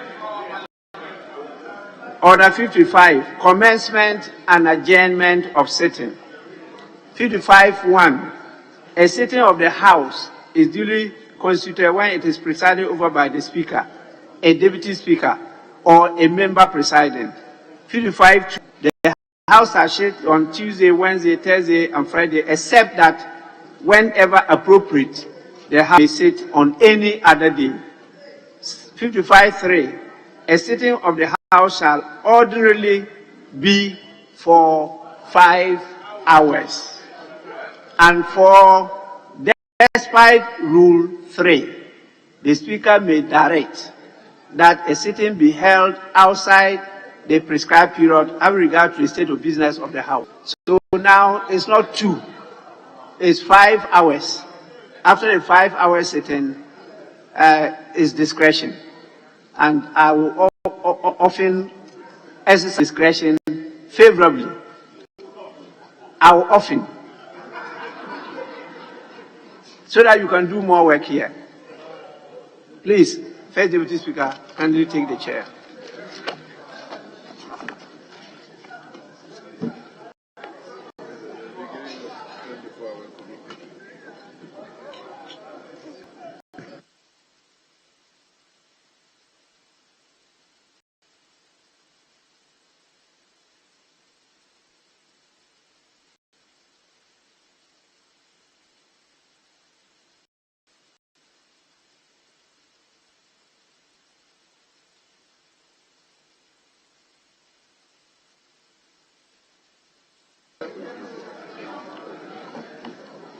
Honourable members, we continue at page 2, page 3, page 4, page 5, page 6, page 7, page 8, page 9, page 10, page 11, page 12, page 13, page 14, page 15, page 16, page 17, page 18, page 19, page 20, page 22, page 20, page 24, page 25, page 26, page 27, page 28, page 29, page 30, page 31, page 32, page 33, page 34, page 35, page 36, page 37,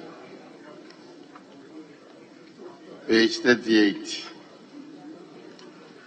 page 39, page 40, page 41, page 42, page 43, page 44, page 45, page 46, page 47, page 48, page 49, page 51, page 52, page 53, page 54, page 55, page 56, page 57, page 58. Honourable members, in the absence of any questions, the votes and proceedings of Friday 22nd and Saturday 23rd December 2023 are hereby adopted as a true record of this.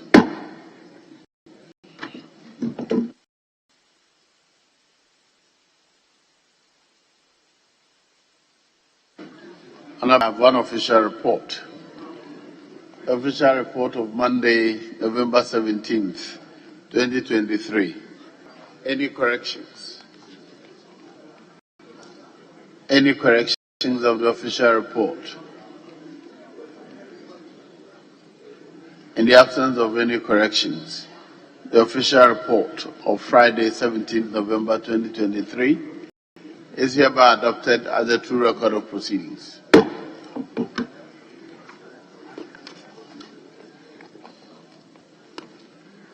Honourable members, the business statement of the week shall now be presented. Majority Leader, business statement. Mr. Speaker, did I hear minority leader? I didn't hear that. So I thought you were. A business statement for the first week. A presentation of the business statement. By the majority leader. By the majority leader. By you. I'm inviting you to come and present the business statement. All right.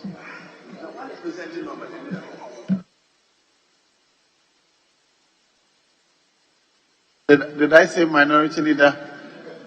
Forgive me. Minority leader as he then was.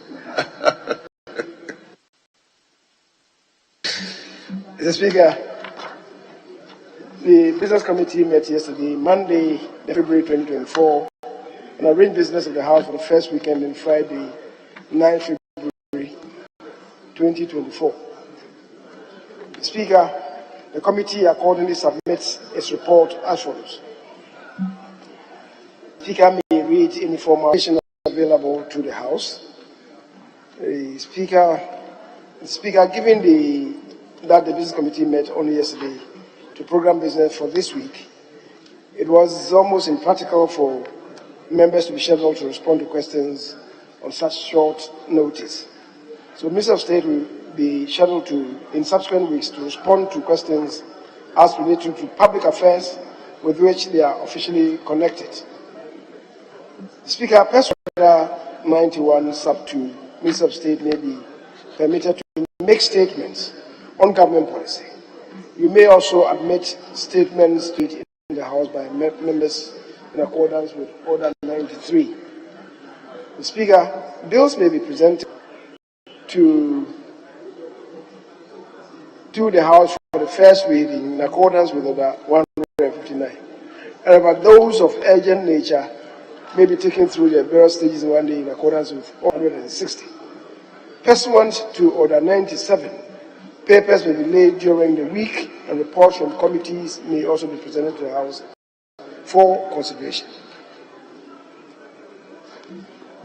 Mr. Speaker, Motions may be debated and their consequential will be taken during the week. The Business Committee takes this opportunity to welcome all honourable members back from the Christmas recess, which the committee believes has afforded refreshment to honourable members and therefore positioned members for assignment for the meeting. Honourable members, as honourable members may be aware, this first meeting of the fourth session of the 8th Parliament is expected to be demanding of honourable members, since a number of bills and other important parliamentary business will be considered at this meeting. Bills that may be presented to Parliament number about 83. Instruments that are being processed to be delivered to the House about 71. About 617 oral questions and urgent questions, 14 urgent questions that have been admitted, and indications are that the number may increase since members have returned from their constituencies, and, as usual, after their interaction, their constituents would want to reflect the needs of their constituents at question time. For this reason, the Office of the Leader of Government Business has been consulting and conferring with ministers to determine their respective prioritized agenda for the meeting. It is hoped that by this joint effort, the House would be assisted to make judicious use of the limited time that is available to the House. The Speaker, in accordance with Article 67 of the Constitution, His Excellency the President would deliver to the House a message on the state of the nation on Tuesday, the 27th of February 2024. Honourable members are entreated to brace themselves for the task ahead. Speaker, due to the brief periods of this meeting, during the tall order of business outlined for the meeting, the Business Committee proposes that the House sits on Mondays, beginning from Monday, the 19th of 2024. This is expected to make up for the statutory holidays that will be observed during the period under consideration. Right Honourable Speaker, at the moment there are 8 public bills before these and 4 private members' bills before Parliament. It is in this regard the committee urges committees with this reference to expedite work on same for the consideration of the House. And consequently, with referrals other than bills are also urged to speed action and submit their reports for the consideration of the House. Speaker, in accordance with Order 216, Sub 2, and subject to Standing Order 67, the committee submits to this House the order in which the business of the House shall be taken during the week. Speaker, the business for the various days have been set out in the statement before us, and I don't intend to go through the daily agenda. Speaker, in that regard, I want to appeal to the House Department to consider the agenda as set out on the business statement beginning Tuesday, 6th February, to Friday, the 9th of February, as having been read. The Speaker incorporates same into the Hansard. I thank you for the opportunity, Speaker. Honourable members, that is the business statement for the week we have started. Any comments?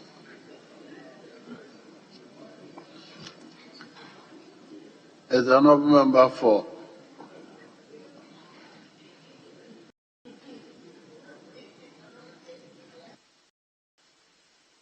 yes, the honourable Chief Whip.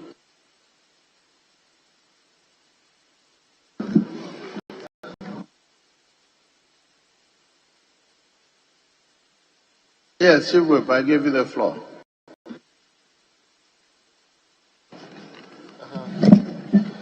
Mr. Speaker, it appears colleagues are okay with the report, Mr. Speaker. The understanding is that we have very limited number of working days till we rise in March. So we need to be diligent with our time and also consider working on other days other than the official working days. Mr. Speaker, I can see that still on Friday we have still scheduled bills. At the committee, we appealed that it is going for our workshop from Friday. So business on Friday should be. So if we can endeavor to take those bills and complete them by Thursday.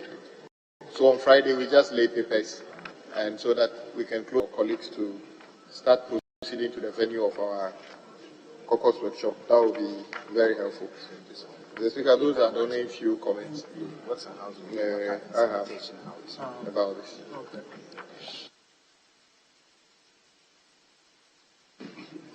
Yes, Honourable Majority Leader.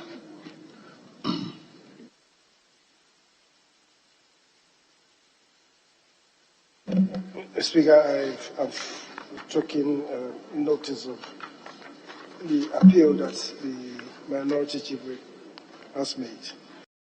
And indeed, on Friday, the program is just in respect of the presentation of papers, which certainly will not take more than 5 minutes. The major items will be the consideration stage of the bills. And as I indicated earlier, I think if we should start tomorrow and agree that we extend sitting tomorrow, we'll be able to accomplish this. And then even Thursday, we also have a program on Thursday. No, sorry, tomorrow is Wednesday. Tomorrow we have a program. And Thursday we also have another program in Kumasi that involves the speaker. So what we need to do, the speaker, is to really sit at 10. If we sit at 10, we'll be able to accomplish more. And then cut out a lot of the shenanigans. Sometimes we engage in matters that should not have any place here. So if we cut those ones out, those extraneous discussions out, we'll be able to accomplish one. And I think where we've traveled to with respect to the proper human sexual rights and Ghanaian family values, we should be able to, be able to conclude it. I'm not too sure that if we work diligently, it will extend to Friday. But the point is meeting or sitting 10 o'clock. Speaker, thank you. Very well, honourable members.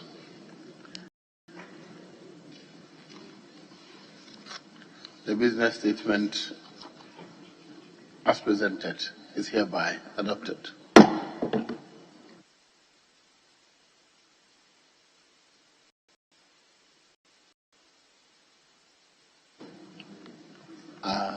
No statements have been admitted for today.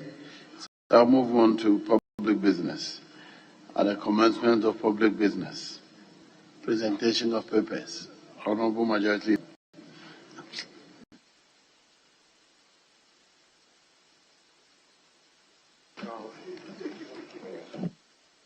First, I want to be sure that which of them are you presenting? The papers. Which of the papers are you presenting today? Yeah, we're presenting all of them.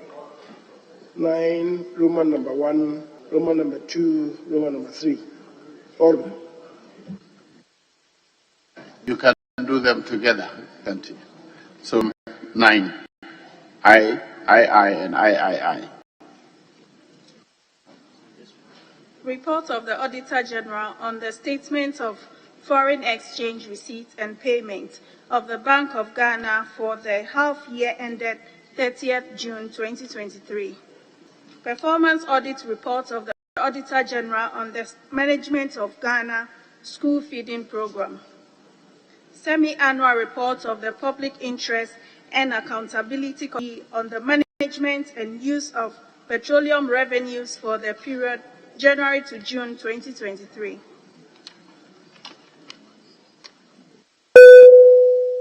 Honourable members, the reports are duly presented. Report I is referred to the Committee on Finance to consider and report. Report III is referred to the Public Accounts Committee to consider and report. And report III is referred to the Committee on Finance to consider and report.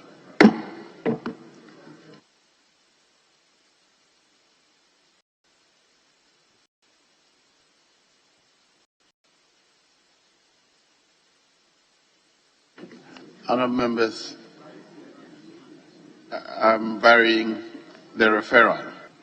Item 9I should rather go to the Public Accounts Committee to consider and report.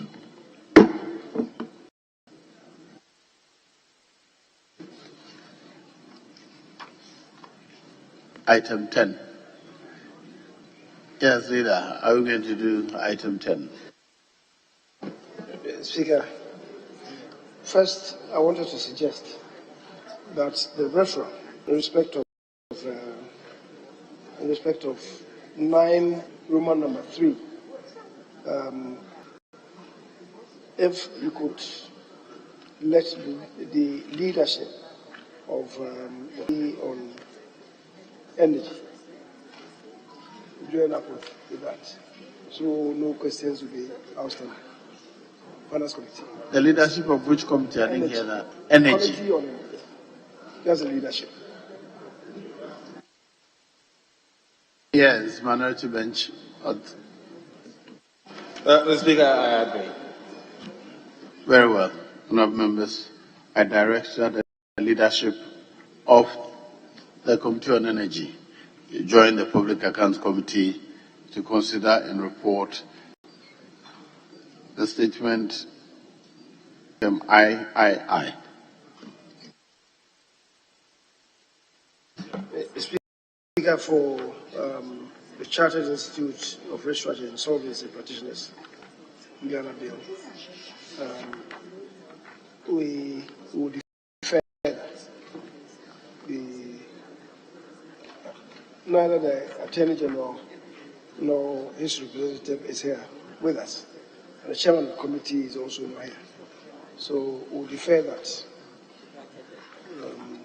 until the appropriate time. Very well. I think that should bring us to the end of proceedings, but by our new rules, we have not sat 5 hours, so I require a motion to adjourn proceedings. So, any indications, Honourable Majority Leader?